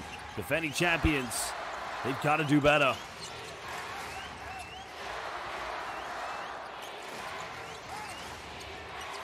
Also try and get a handoff. Good defense by Onodera. Another steal in this game. Can he finish the layup? Yes, he does. 2-point lead to the Golden Kings. Second time Shota Onodera's come up with a big defensive play for the visitors. Tokyo's got to take care of the basketball.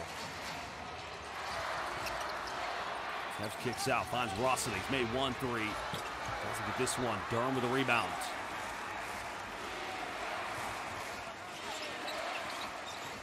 And now he's going to have to slow this one down. Golden Kings looking to go up by 2 possessions. Kishimoto got it by Taiki Osakabe. Kishimoto had space there. Now goes in with it. Makes the layup, and now it's a 4-point lead to the defending champions, the RYUKYU Golden Kings. As now, Dinas Adamaitis calls timeout. ALVARK Tokyo. And they had a 5-point lead thanks to Ryan Rossiter at the beginning of the third quarter. And now they find themselves down by 9. Well, welcome to Keohante Blackamore, currently an alumni of Grace Bible College, the same college that Alan Durham of the RYUKYU Golden Kings went to NCAA Division III. So welcome, brother. There's a replay of the steal coming from Shota Onodera. Again, we'd like to welcome all of our fans currently watching live here on B.LEAGUE International. If you are watching live, please hit that like button and subscribe to B.LEAGUE International on YouTube. And here's a three-pointer by KT Momora. That cut it back down to a 2-point ball game. It's only the 4th 3 of the game for the Golden Kings.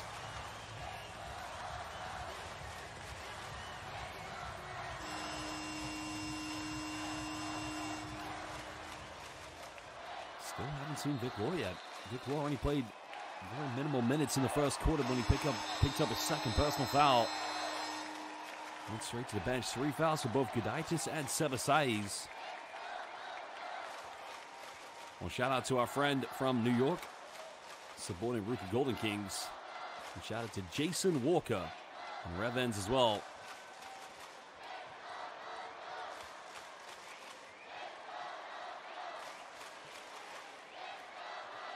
Now remember, this series is tied at 1 apiece. Golden Kings winning game 1 to a 3-pointer in double OT thanks to Richie Kishimoto. And then, of course, game 2 went to ALVARK Tokyo. Kendall goes into the floater, can't get it. Vic Law coming into the game here with Alex Kirk. So both KT Momora and Jack Cooley going to the bench, taking a breather. Kishimoto penetrates, finds Vic Law. Good close-out defense. Law straight off the bench. 3 is up. Ice cold in the veins. Vic laying down the law. 7-point lead to the Golden Kings. Remember, he didn't get his first field goal in game 1 until the 4th quarter. Got 8 points tonight. Defending champions on the road here. Live at the Ariake Coliseum. Osakabe splits the defense. Another turnover now. Here come the Golden Kings. Well, it's going to be an offensive foul against Shota Onodera. And another clumsy foul by Onodera. Just when they were about to get out on the fast break, Onodera's deliberately trying to block off Shuto Ando right on the wing here on the right side. Watch Onodera. Kishimoto comes up with it, and he's blocking off Hashimoto. Watch Onodera. Clumsy play. Oh, he's got to do better than that. It's a 3rd foul for him. And you cannot afford to make those kind of mistakes. But it gives ALVARK Tokyo a little belief. His teammates are laughing about it, but That's quite a costly foul to give away. Tokyo trying to chip in. Mendel down the middle. Goes in. Finishes tough with a layup. Now it's a 5-point ball game. Only 5 points tonight for Leonardo Mendel. That could be the difference here. Vic Law hesitates, finds Cook. Throws it down with the alley-oop. And the connection with the former Chiba Jets player finding the former ALVARK Tokyo B.LEAGUE champion.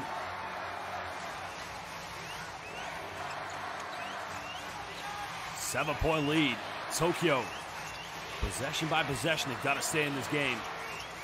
The guy just trying to back down.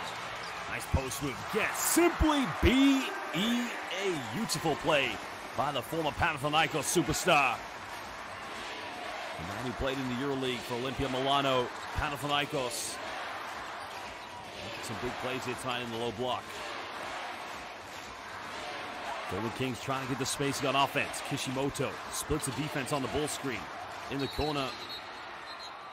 No free will count. The foul was committed before. Oh, it's going to be an offensive foul. So Golden Kings just making bad choice after bad choice at the moment. Let's have a look at the replay. What was the foul called?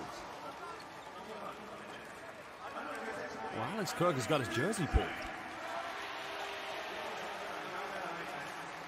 Hashimoto's pulling Alex Kirk's jersey. So yeah, sorry. Okay, my apologies. The referee's got it right. Hashimoto's being called for the foul. I thought they called an offensive foul.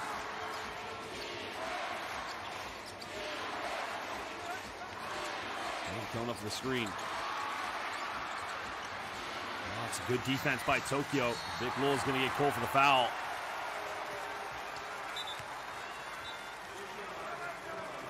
Well, Vic Law, when he came off the ball screen, didn't really make him enough separation between him and the defenders.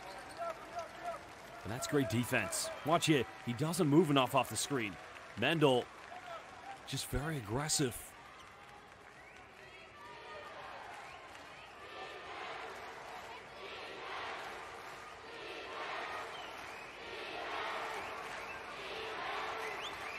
Well, Cooley coming back into the game along with Katie Mamora. So big lineup here for the rookie Golden Kings. Both Alex Kirk and Jack Cooley, both centers. Well, one's going to match up with Ryan Rossiter. The other one's going to probably match up here with Aitos Gudaitis.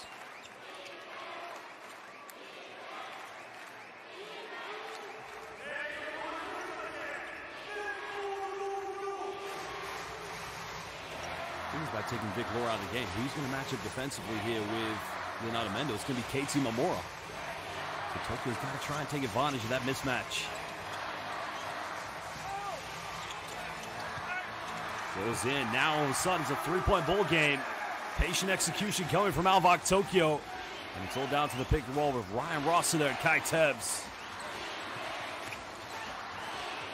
Well, Vic Law is still in the game, actually. Law looking to isolate. Now under 10 the shot clock. 1 minute here in the third quarter. Almost turning it over. Well, they got to shoot this. Kirk, 18, puts it up. And that's way off the mark. Good defense coming from ALVARK Tokyo.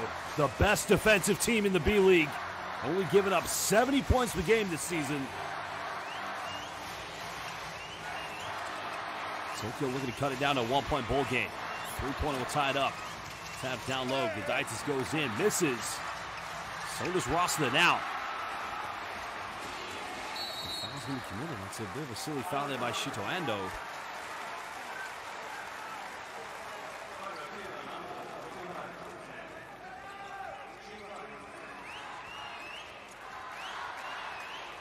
Well, 29.6 left. Tokyo had a chance to cut it down to a 1-point ball game. Seth Asai's is coming back into the game here for ALVARK Tokyo. So we currently have 4 seconds difference roughly between game and shot clock here. No more fouls. The Golden Kings will go to the free throw line. Vic Law looking to attack. Nowhere to go. Finds Imamura. Imamura penetrates. Puts up a tough floater. Can't get it. And now Tokyo, one last chance. Tabs all the way, goes in, finished. No, he doesn't.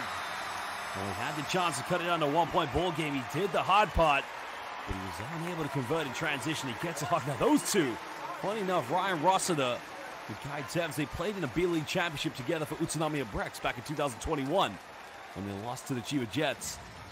Now they're trying to lead ALVARK Tokyo to the promised land, to Yokohama, where the final will be held. Well, tied at the end of the third quarter between these two with 16 apiece, but it still remains a 3-point lead to the RYUKYU Golden Kings. Well, again, we thank you to all the live international viewers who have joined us here on B.LEAGUE International. Again, let us know, who do you think is going to win this final 10 minutes of the season for one of these two teams, while final 10 for one of them to go on to the semifinals, where they will play either Chiba Jets or Utsunomiya Brex. Let us know in the live YouTube comments.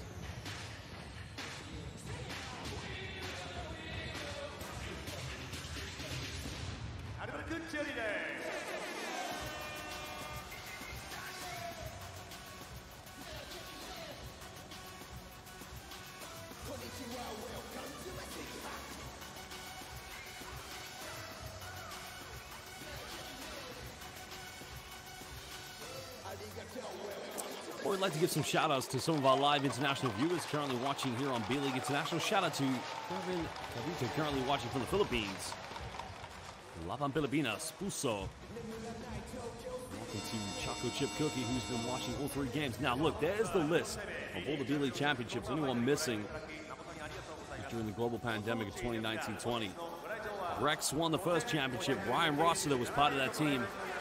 Tokyo won the next two in 18-19. Chiba Jets defeated Utsunomiya Brex in the 2021 final. Brex responded in 2022, defeating the Golden Kings. Well, last season, the Golden Kings, they took the championship as they defeated Chiba in the final.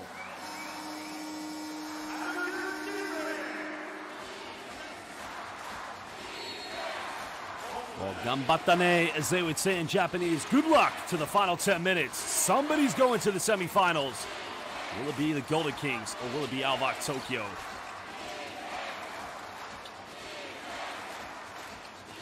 I think we're currently on the court now here with Imamura. It's going to be an offensive foul, a traveling violation. Not sure what the call is here. It's on Jack Cooley. Well, watch Cooley here. That could have gone either way in my mind. I mean, both players getting locked up. A foul had to be called, but it could have gone on either player, to be honest.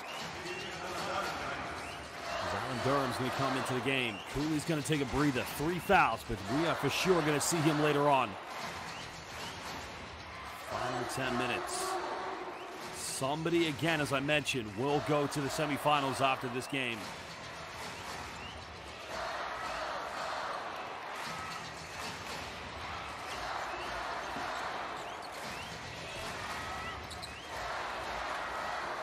Orlando got it by Imamura. I thought it was a better matchup to have Vic Lewis. Orlando for 3. Can't get it. Sebasai's offensive rebound. Put back. Cutting it down to a 1-point ball game. Well, shout out to Monica Stephanie, currently watching from Grand Rapids, Michigan. It's Kirk on the lob. Draws a foul. He'll go to the free throw line. That's a patient play and a nice move coming from Imamura. Identifying the mismatch. And Alex Kirk had inside the paint. While Tokyo usually do a better job of collapsing early because they know how strong the Golden Kings can be inside the paint with players such as Alex Kirk, and not to mention Jack Cooley.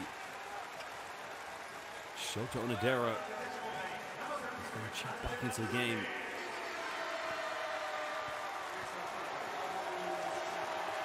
Instead of Arturas Gudaitis. Kirk missed a free throw. And he made his last 2 early in the game, but he had his free throw struggles in game 1 and 2. And now he shoots these free throws in front of the fan base that used to cheer his name when he was an ALVARK Tokyo player. Makes the second one.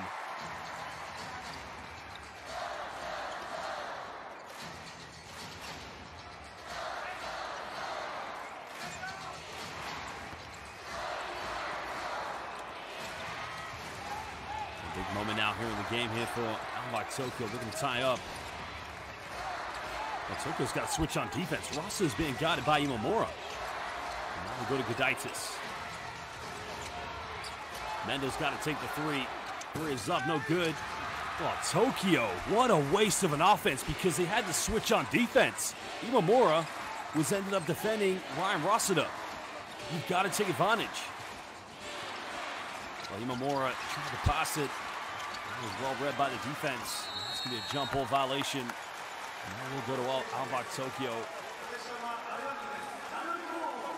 Well, the defense predicted what Imamura was going to do, that he was going to try to dish down to Alex Cook. Look at the penetration. Imamura's got to take that.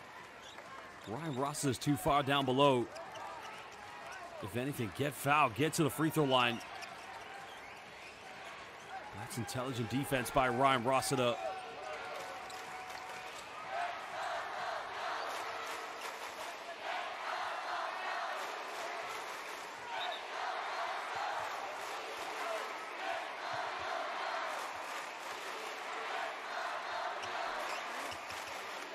I think Ryan Rossiter is probably telling his teammates, listen, if we get a switch on defense, if I'm being defended by a backcourt play, Imamura, you name it, you got to get me the ball.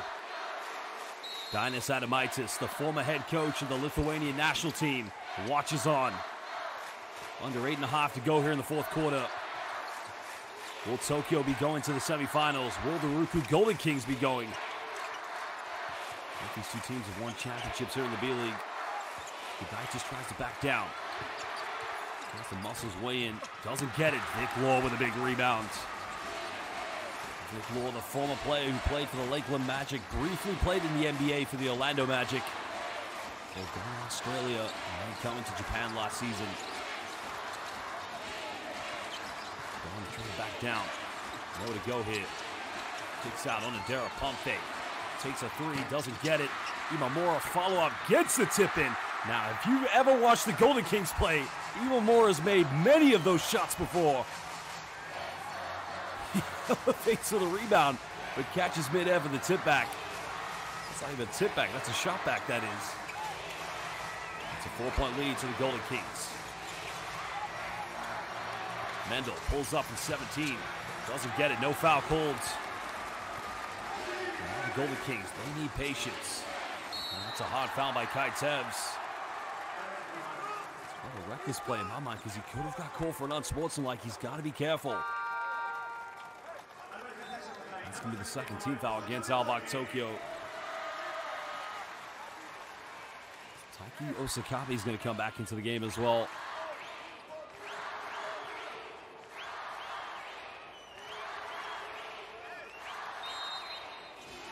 So no upgrades going to be coming here in this foul. So I think Kai Tevz very lucky. Good Lord, too predictable on the pass. Tokyo have a chance.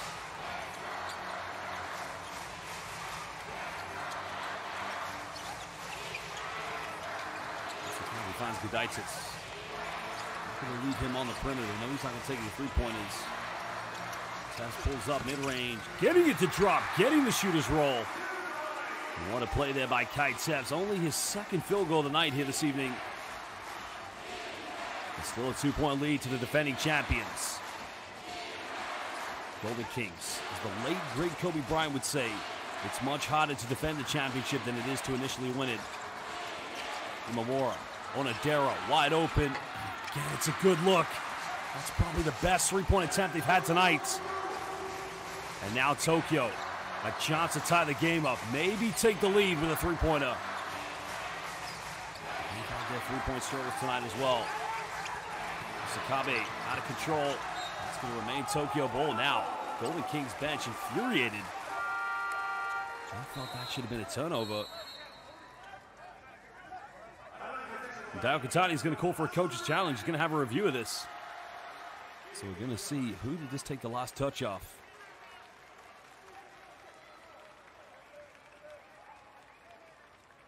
Well, watch Osakabe here. Tries to split the defense.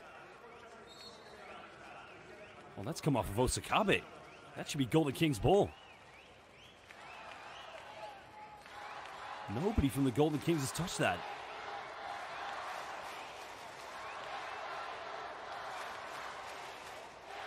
Just surprised they missed that. That was blatantly obvious.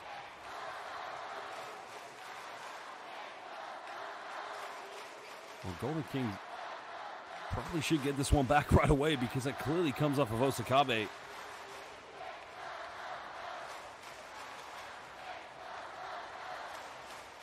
Let's have a look at this angle as well, just to double check. 3 angles, always good. Or was there a reach from Alex Kirk that led into the momentum? But I don't think so. Well, we'll find out. One of the referees is going to decide. Successful coach's challenge. So Dayo Katani making the right. You gotta love Dayo Katani, a former legendary player back in his day. Well, Dayo Katani, again, is one of the legends of Japanese basketball. Originally coming from Kyoto, Japan. Started as an assistant coach in 2005 with the Oita Heat Devils. Now, he was the head coach of the RYUKYU Golden Kings back in 2008.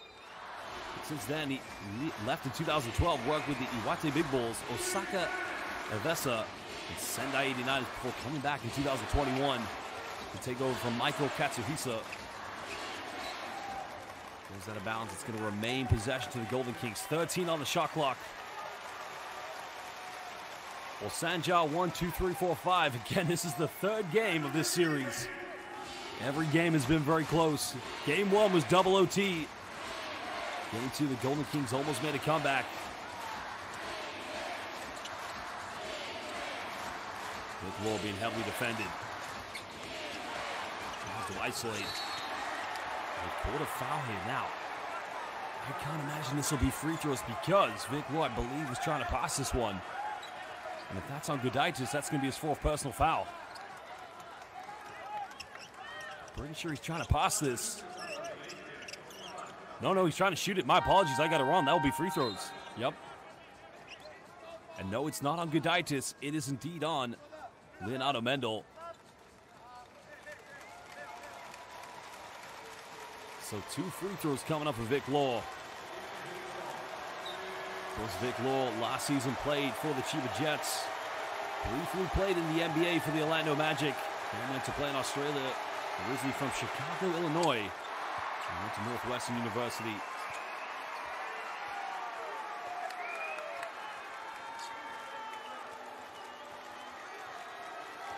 Well, again, he lost in the B.LEAGUE Final Championship last season to the RYUKYU Golden Kings. And as the old saying is, if you can't beat them, join them. But can his team get to the semifinals? Makes the 2nd free throw.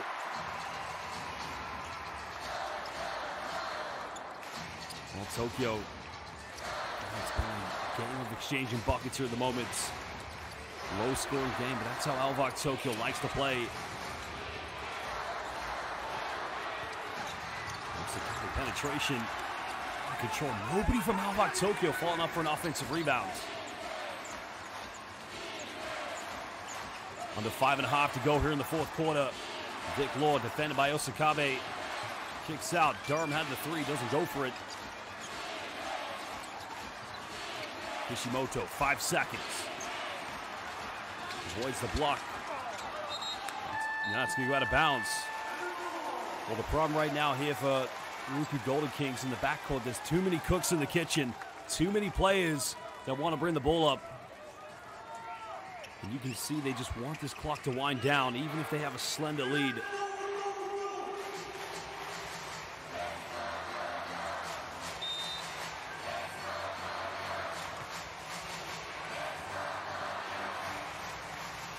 Hashimoto back in the game for ALVARK Tokyo. Tev's getting a breather, but it's a careless turnover. Oh, Hashimoto and Sebasai's poor communication. I don't know what you call that. Hoops 101, basketball interpersonal skills, nonverbal communication. You got to take care of the ball. That is just a costly turnover, but we have a timeout now.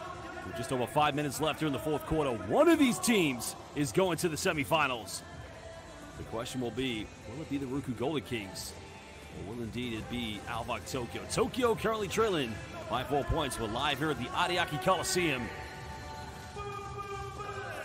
Well, again, we thank you to all the live viewers who have tuned in to watch us live here on the B.LEAGUE International YouTube. Please hit that like button Every like button you give on this live stream or any live stream of the B-League enables us to watch more games here in the Japanese B-League. And let me tell you something, the progression and exponential growth of professional Japanese basketball has risen immensely over the years.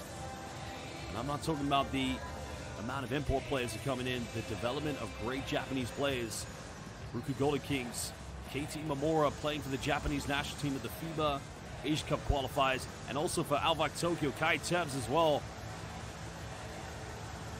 Of course, Yudai Baba did briefly play in the G League and also in Australia, returned to the B League. He actually started with ALVARK Tokyo.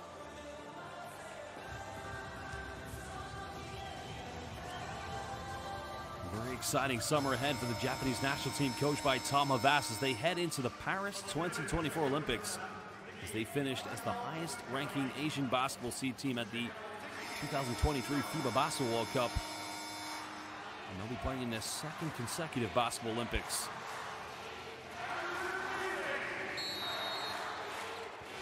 Golden Kings getting it back. Now we're under 5 minutes. This one truly has become a nail-biter here. Many fans watching back in the beautiful island of Okinawa, the home of the RYUKYU Golden Kings. Kishimoto looking to isolate. Kicks out on a Derek down the middle. Nowhere to go here. Finds Durham, bumps, goes in, finishes with a 360 play. What did we just see? Somebody explain to me the physics or the basketballology of that move by Alan Durham, a.k.a. the Hulk, a.k.a. the Morocco man. 6-point ball game. Tokyo, they've got to stay composed. Mendel goes in. No foul called. Another big rebound by Vic Law. And here come the defending champions. Well, Mendel, good defensive play. And Durham commits the foul, and it's going to be 2 free throws coming up. Well, Leonardo Mendel, what a huge defensive play he did there for the...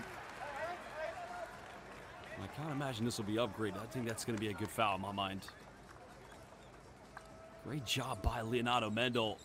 Making the hustle. Kishimoto falling asleep on defense.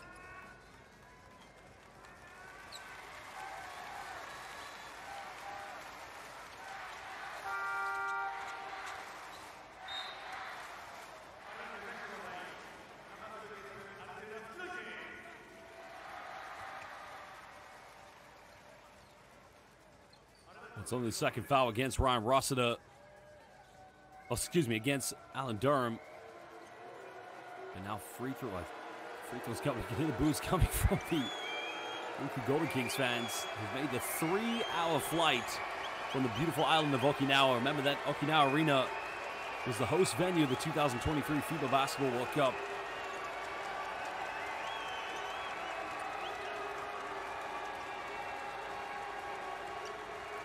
Ryan Rossiter went to Siena College, NCAA Division I, originally from Staten Island, New York.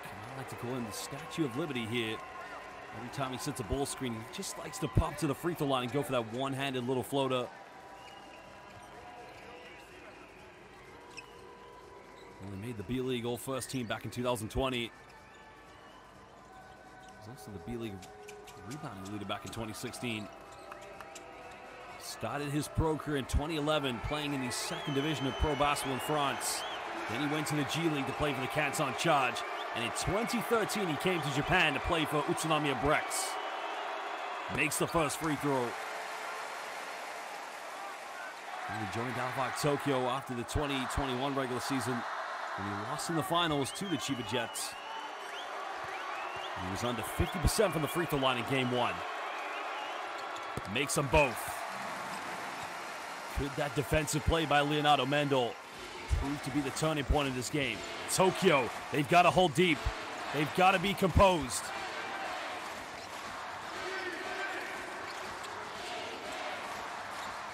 Trying to go to Alex Kirk in the paint, got it by Gudaitis. Kishimoto, be a push from behind. Osakabe with the play. Oh, was there a foul there by any chance? Kishimoto saying he's got pushed in the back. Let's have a look at the replay. His hands in the back. I don't know what else you want to say. I'd say Osakabe's a very lucky player. Tokyo down by 4. Trying to find Kai Tevz. Tevz mid-range. Down low goes up. Finishes under pressure. And now it indeed has become the Ryan Rossiter show. And Ryan Rossiter 4 points back-to-back, cutting that 6-point deficit down to a one-possession ball game. And now Dio Katani calls timeout.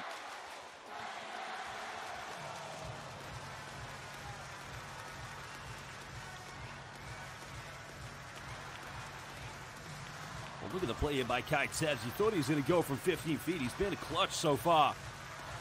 Ryan Rossiter delivering big time here for ALVARK Tokyo when they need him to. Well, Rossiter tonight, and 2 rebounds away from that potential double-double. He's been terrific. He's led the way, and he's led in every game so far here for ALVARK Tokyo. And he is that's a big reason why they wanted to sign him from Utsunomiya Brex back in 2021. But he was injured in the playoffs last year. Daiki Tanaka was also injured, but he went and moved this season to play for Sunrock and Shibuya.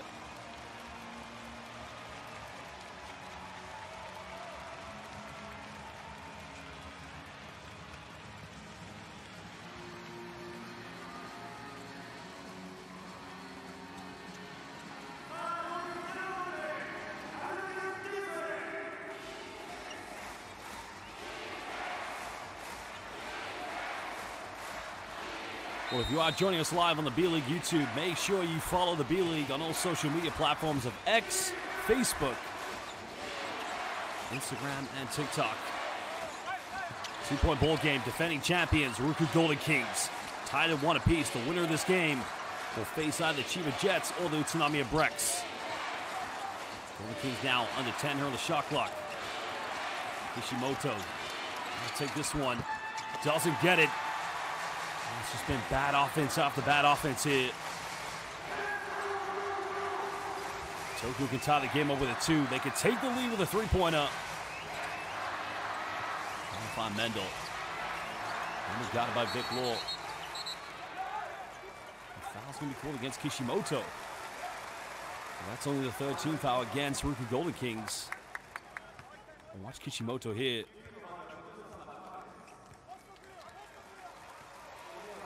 Is it actually called against Alex Kirk? No, it's called against Kirk, yeah. And Kirk kind of lost his balance. So baseline ball to Tokyo. Mendel got it by Vic Law.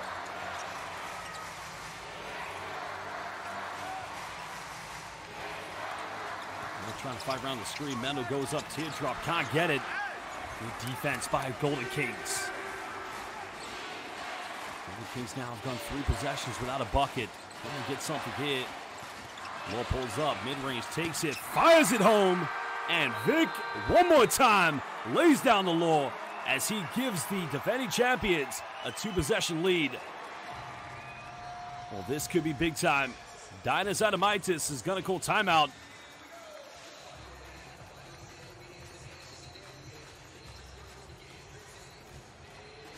Well, this is what they've needed from Vic Law. They've needed big plays from him.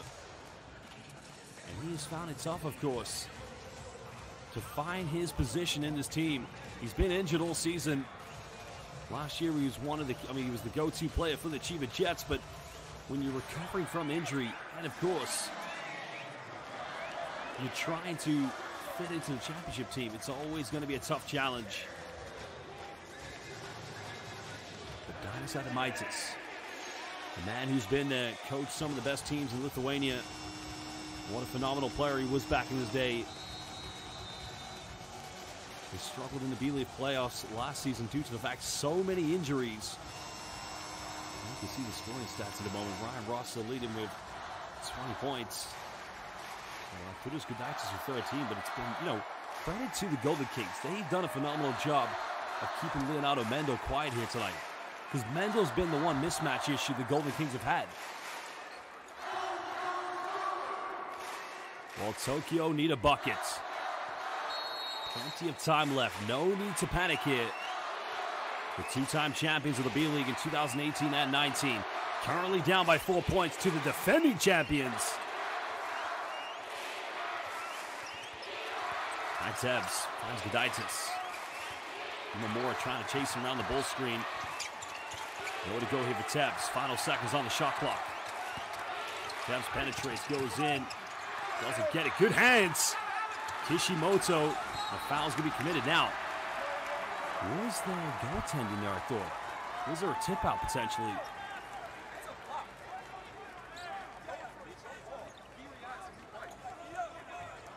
Let's have a look at the replay. I thought there was a tip out. Let's have a look.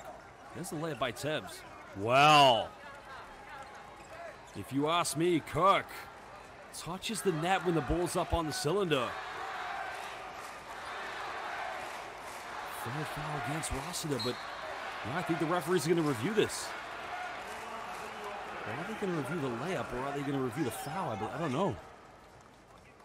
Because to me, that looked like interference.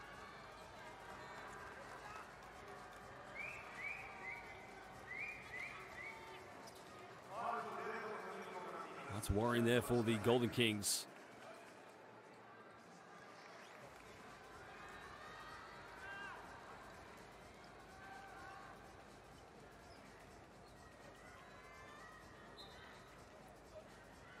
So they've gone with no basket, I guess. Well,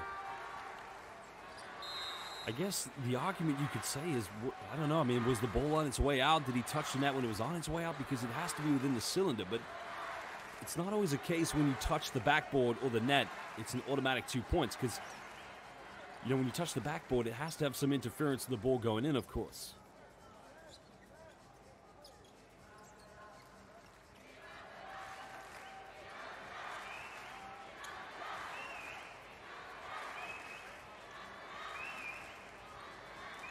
Well, this is worrying here for the Golden Kings. Looks like it's going to be the night over for Keiji Mamora.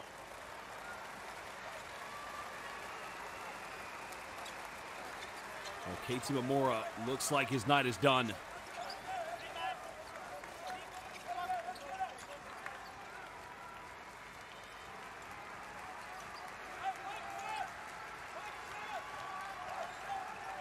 Well, it could be their final 2 minutes, but they do lead by 4 points. Going to win. They got to find out the extent of what kind of pain he's in or what kind of injuries. Right there with his teammate Naoki Tashido, who hasn't played tonight.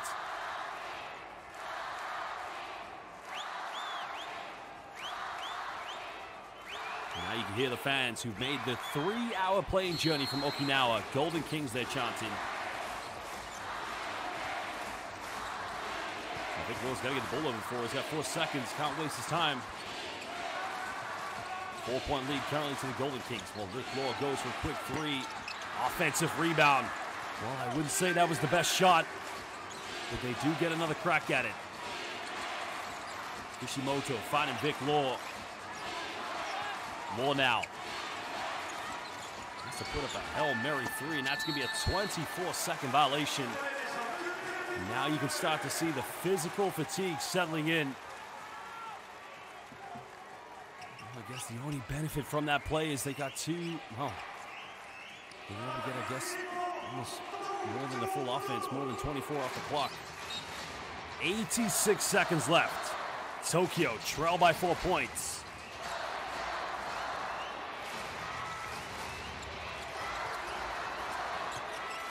They don't need to rush into gear. They need to go for a good offense. Gudaitis looking for a handoff.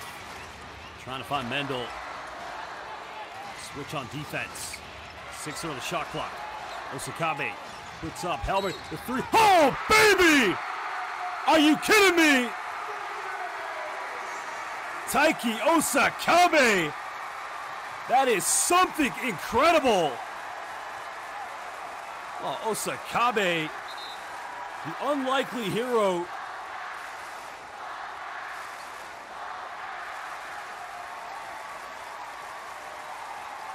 Well, again, as they say in Japan, Domo arigato gozaimasu.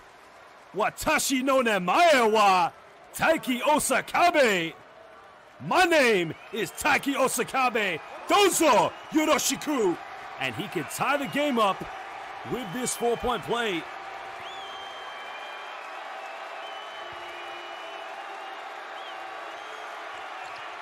And he makes the free throw.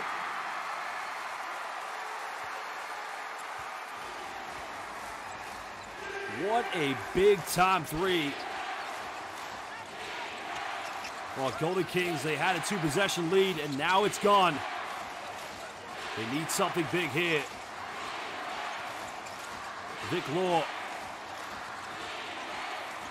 Oh, Vic Law turns it over. They turn it right back over. What is going on? Wow, what an ending we have. It's just like game one. Morocco man with the ball in his hands. This is truly incredible. Ball with the follow-up. No violation. And a foul's been called. Oh, you couldn't write this ending. This is truly incredible. And I think they're trying to say there should have been some interference there because he held onto the rim, which should be a violation, but two big free throws coming up for Alan Durham. Well, Alan Durham, the Morocco man, the Hulk as they like to call him. NCAA Division III basketball at Grace Bible College. Started his pro career in Romania, then played in Finland, then Israel, then France, and then he made his journey to the PBA. Oh, he missed it! He's missed 3 free throws. Unbelievable stuff. All he's got to do, make this free throw. Give the Golden Kings a 1-point lead. Tokyo fans trying to put off Alan Durham. 57 apiece. Makes the second one. KT Memorial watching from the bench. 22.8 seconds left.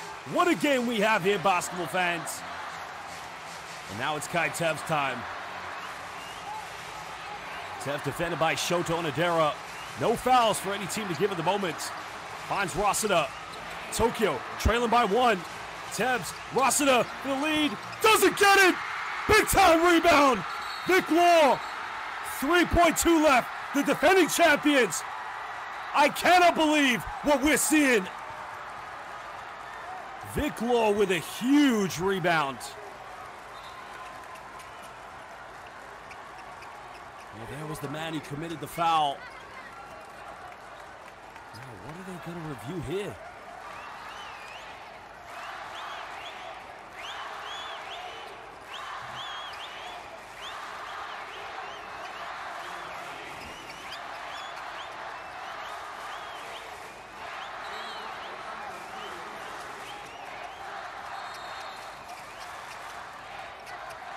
I'm not sure what they're reviewing here at the moment. But Dynas had the mic to signal to the referee something that he wanted them to look at.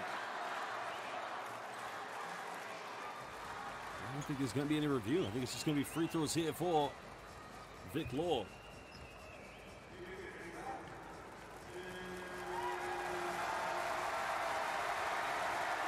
Well, Vic Law, the man, as we mentioned, played in the G League for the Lakeland Magic, briefly played in the NBA for the Orlando Magic. Missed the first free throw. Last season, Vic Law was a part of the Chiba Jets team that had the best record in the B-League.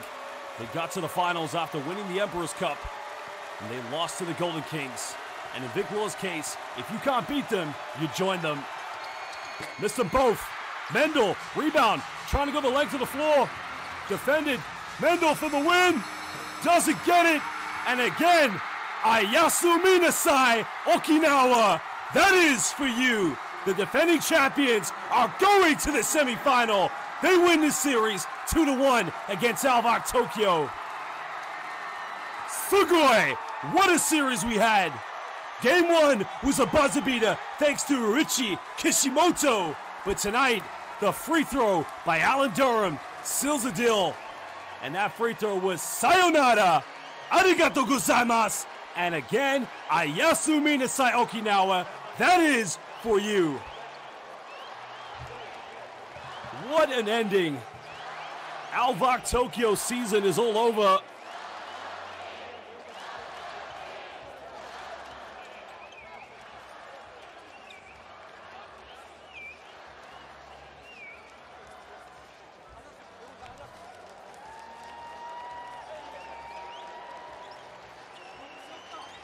Unbelievable game here tonight. Golden Kings come up with the big victory. You would have thought after game 2, the Golden Kings definitely had their backs up against the walls. But they did it. They pulled through. Unbelievable win here tonight. And this is the kind of series you would expect to see in a final. Think about it, the 4 teams on this side of the playoff bracket. You've got Utsunomiya Brex versus Chiba Jets in the other game. And then you've got ALVARK Tokyo against RYUKYU Golden Kings in this series. These are the only 4 teams that have won B.LEAGUE championships. Nagoya Diamond Dolphins, they're through to the next round.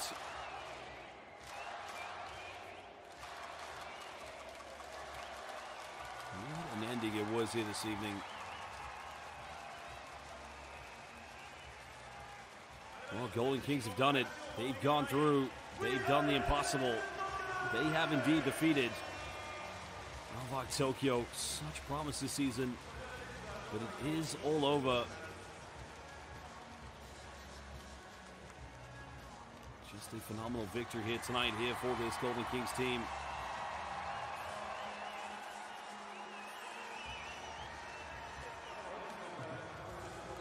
And the injury to KT Mamora. Of course, KT Mamora, he went down with a rolled ankle.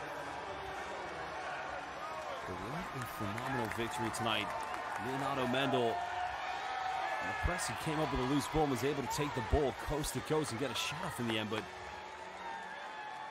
well, Golden Kings can take a little bit of a sigh of relief, a little bit of a break, of course. They can have a relaxing flight, a 3-hour journey to the beautiful island of Okinawa.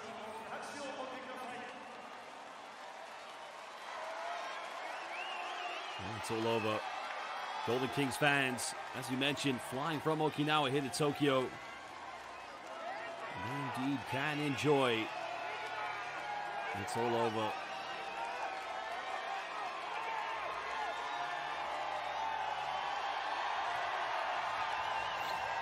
Well, that's one thing, of course. ALVARK Tokyo will not be playing in the BCL Asia.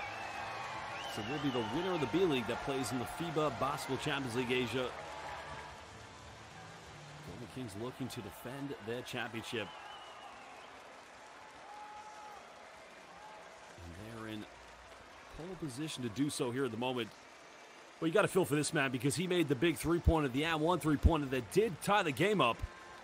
But it just wasn't enough in the end here for ALVARK Tokyo. Credit to this team. They've been fantastic all year. They've really battled together as a unit. 見事勝利を収めました。奥谷ヘッドコーチに来ていただきました。おめでとうございます。Let's announce it. Nakatani, head coach of まずは率直な意見で3試合、東京と試合どうでした？いや、たまらんすね。たまらんすね。いや、これが日本で行われてるっていうのがやっぱり素晴らしいことやなって思いますね。本当にすごい声援でね、その中でよく勝ち切ったと思うんですが、今日の試合を冷静に振り返っていただいてどうでしたか？そうですね、やっぱり、最初の1戦目、2戦目、ファーストショットを落とさせてるんですけど、リバウンドずっと捉えてて、でそこでちょっとイニシアチブ捉えてるとこあったんで、もう今日はもうリバウンド勝負やと、もうやっぱりプレーオフ、その CS で勝つためにはやっぱりリバウンドやらなあかんっていうところで、まあ本当みんながリバウンド頑張ってくれたんじゃないかなというふうに思います。まあ58対57ロースコアなんですけど、そのリバウンドの部分はすごい出ましたよね。そうですね、やっぱりここで、ね、結局60点取られてないということはセカンドチャンスね簡単に与えなかったってことだと思うんで、まあ本当にみんなねフィジカル的にはねアルバレスさんはかなり強いんですけど、まあそれに対してみんなよく体張ってくれたなというふうに思います。桶谷コーチがこのチャンピオンシップ入る前に、チャンピオンシップを取るのはヘルシーなチームだって言ってたんですが、今日今村選手が怪我してしまったんですよ。そうですね。次のラウンド行くとき、どのようにお考えですか？大丈夫ですよ。うちは誰かがステップアップしてくれるんで、まあこういう時に強いのがキングスなんで、キングス魂見せて、次頑張りたいと思います。次のセカンドラウンドのところっていうのは何が一番重要ですか？いやもうやっぱりみんなだと思います。本当に、出てる選手がそれぞれ役割を果たすっていうのがやっぱり一番重要なんで、誰が点取るとかじゃなくて、やっぱり役割を果たすっていうところ、みんなやってもらいたいなというふうに思います。まあ次のセミファイナルすぐ来てしまいますけど、今日はゆっくり休んでください。ありがとうございます。おめでとうございました。ありがとうございます。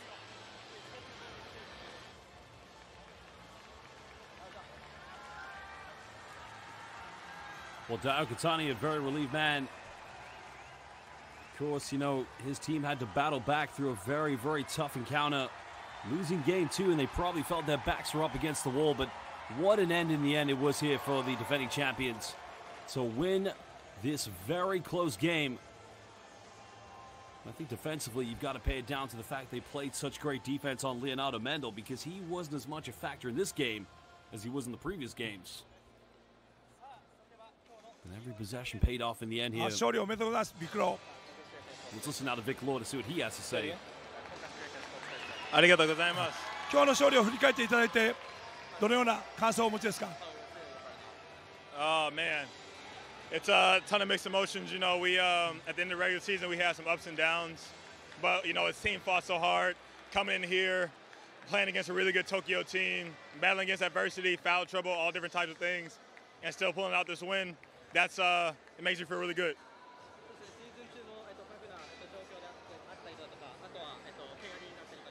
苦難がシーズン中にあったんですけど、その中で東京に来て、また今日最終的に勝つことができたので非常に嬉しく思ってます。今日は非常にタッチが良かったと思うんですが、自分の試合に対する自分のミッションですかね。その辺はこなしたんですかね。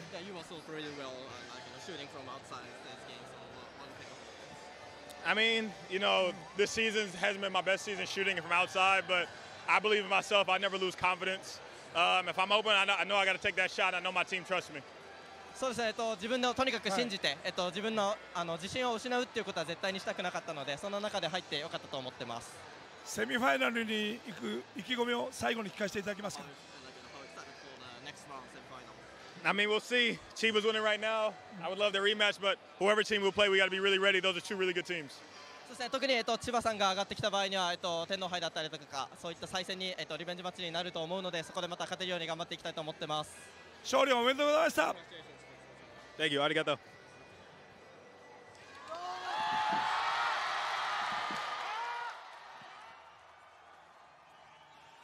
Well, you just heard from Vic Law. We're going to have a translation of what was said by Daokatani. And Daokatani's words were, they made it. Game 1s and Game 2s.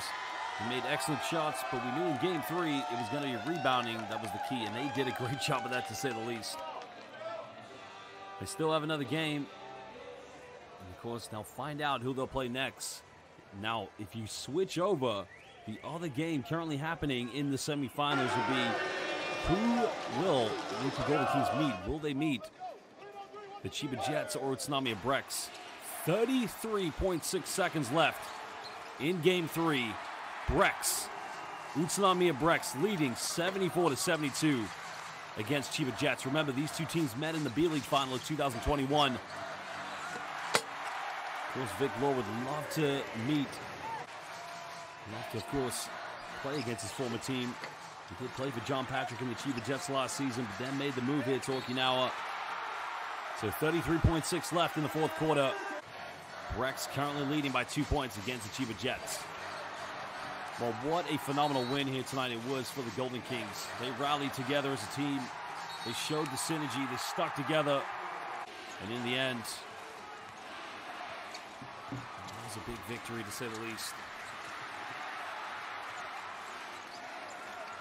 Well, that was the first three of the game coming from Vic Law. Well, just to give you an update, 24.9 seconds left in the game between Chiba Jets and Utsunomiya Brex. It's a tie game, 74 each. So 24.9 seconds left. Brex will get the ball back. It is a tie game. And there's a three-pointer coming from Richie Kishimoto. Kishimoto with a huge three-pointers. Isn't exactly the best three-point shooting game from both these two teams, but again, the defense down. Such a low-scoring game, but that's how ALVARK Tokyo like to play.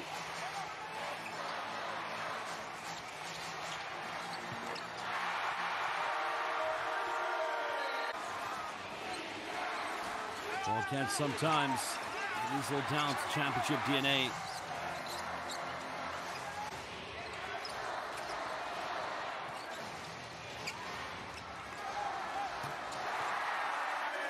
Ryan Rossiter, again, big performance in game 1 and 2, but it just wasn't enough in the end. to try and get this team over the final hurdle.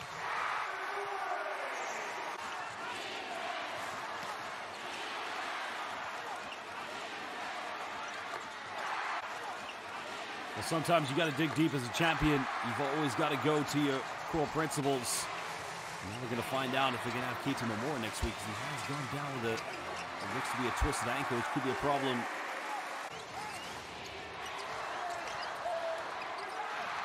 Madera had some good plays. That was a defensive play from him that really made a difference.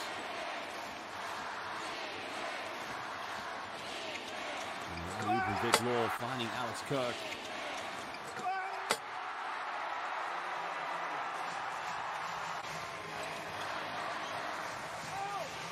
And here's the play by Kai Tebs.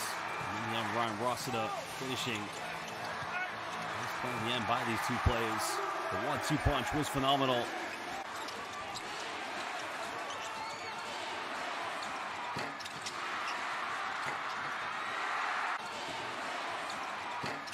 Madera had the three-pointer, the follow-up by Keita Momora. Some big plays, to say the least.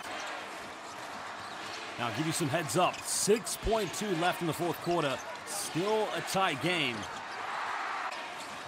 But Utsunomiya Brex have the ball. We'll keep you updated. Another foul's been committed in the Brex game. I'm trying to foul out every single play, I believe. This could be going to overtime in the other one between Brex and Utsa and Chiba Jets.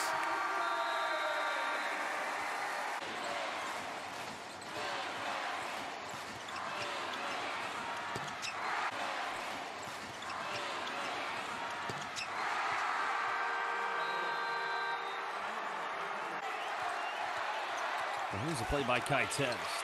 This was the talking point. They felt there should have been interference at some point, but that was the injury where Keita Momora went down. At that point, it was probably just enough there for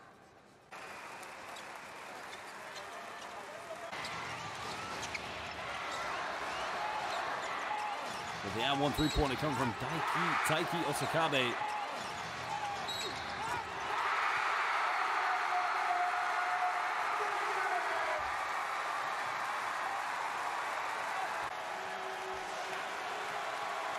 We'll give you an update in the Chiba versus Utsunomiya game. 1.1 left, and Chiba Jets have the ball back.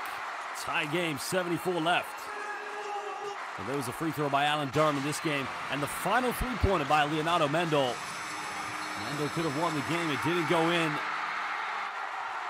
And it was all over. The season done yet again for ALVARK Tokyo, losing in the quarterfinals for another season. Disappointing end for ALVARK Tokyo, but they were tested by the defending champions. The fans from Okinawa making the journey here, enjoying the occasion. 17 field goals from inside the rainbow. Only 5 three-pointers tonight, but one more than ALVARK Tokyo. And as Jack Cooley said, winning the rebounding battle, that was key tonight. RYUKYU Golden Kings, 40 rebounds to 31, 14 offensive boards. That was enough to get them over the final hurdle.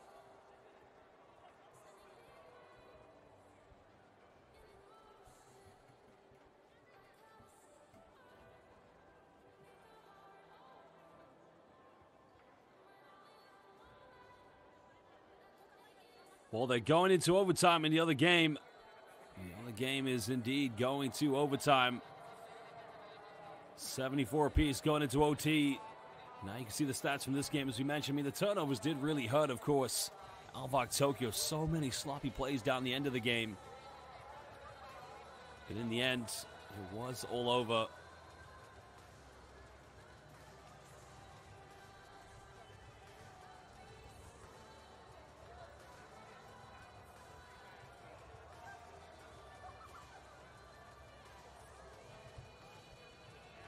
Well, again, if you are watching this live stream, please make sure you flip over, because they are going to overtime. The RYUKYU Golden Kings will wait to find out if they're going to play either Utsunomiya Brex or, of course, the Chiba Jets. That game live in the Utsunomiya Arena. Ryan Rossa led all scorers tonight with 20 points. The Morocco man, Alan Durham, 16 points. What a phenomenal game he had this evening.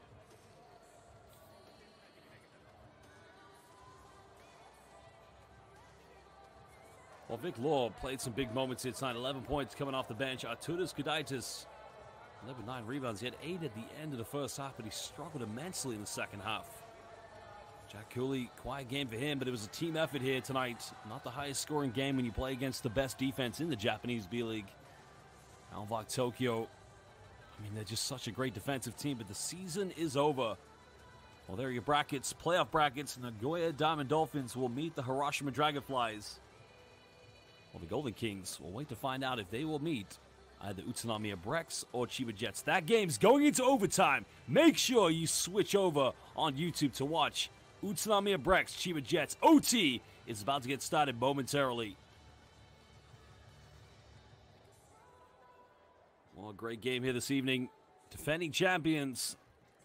Crows can relax here. KT Mamura is going to have to check out his angle to find out what the extent of his injury is, because they are definitely going to need him in the semifinals.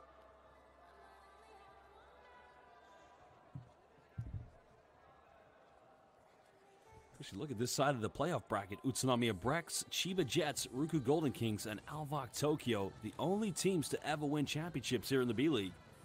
While on the other side, Nagoya Diamond Dolphins, Mikawa Seahorses, Hiroshima Dragonflies, San Antonio Phoenix, none of them have ever won a B-League championship.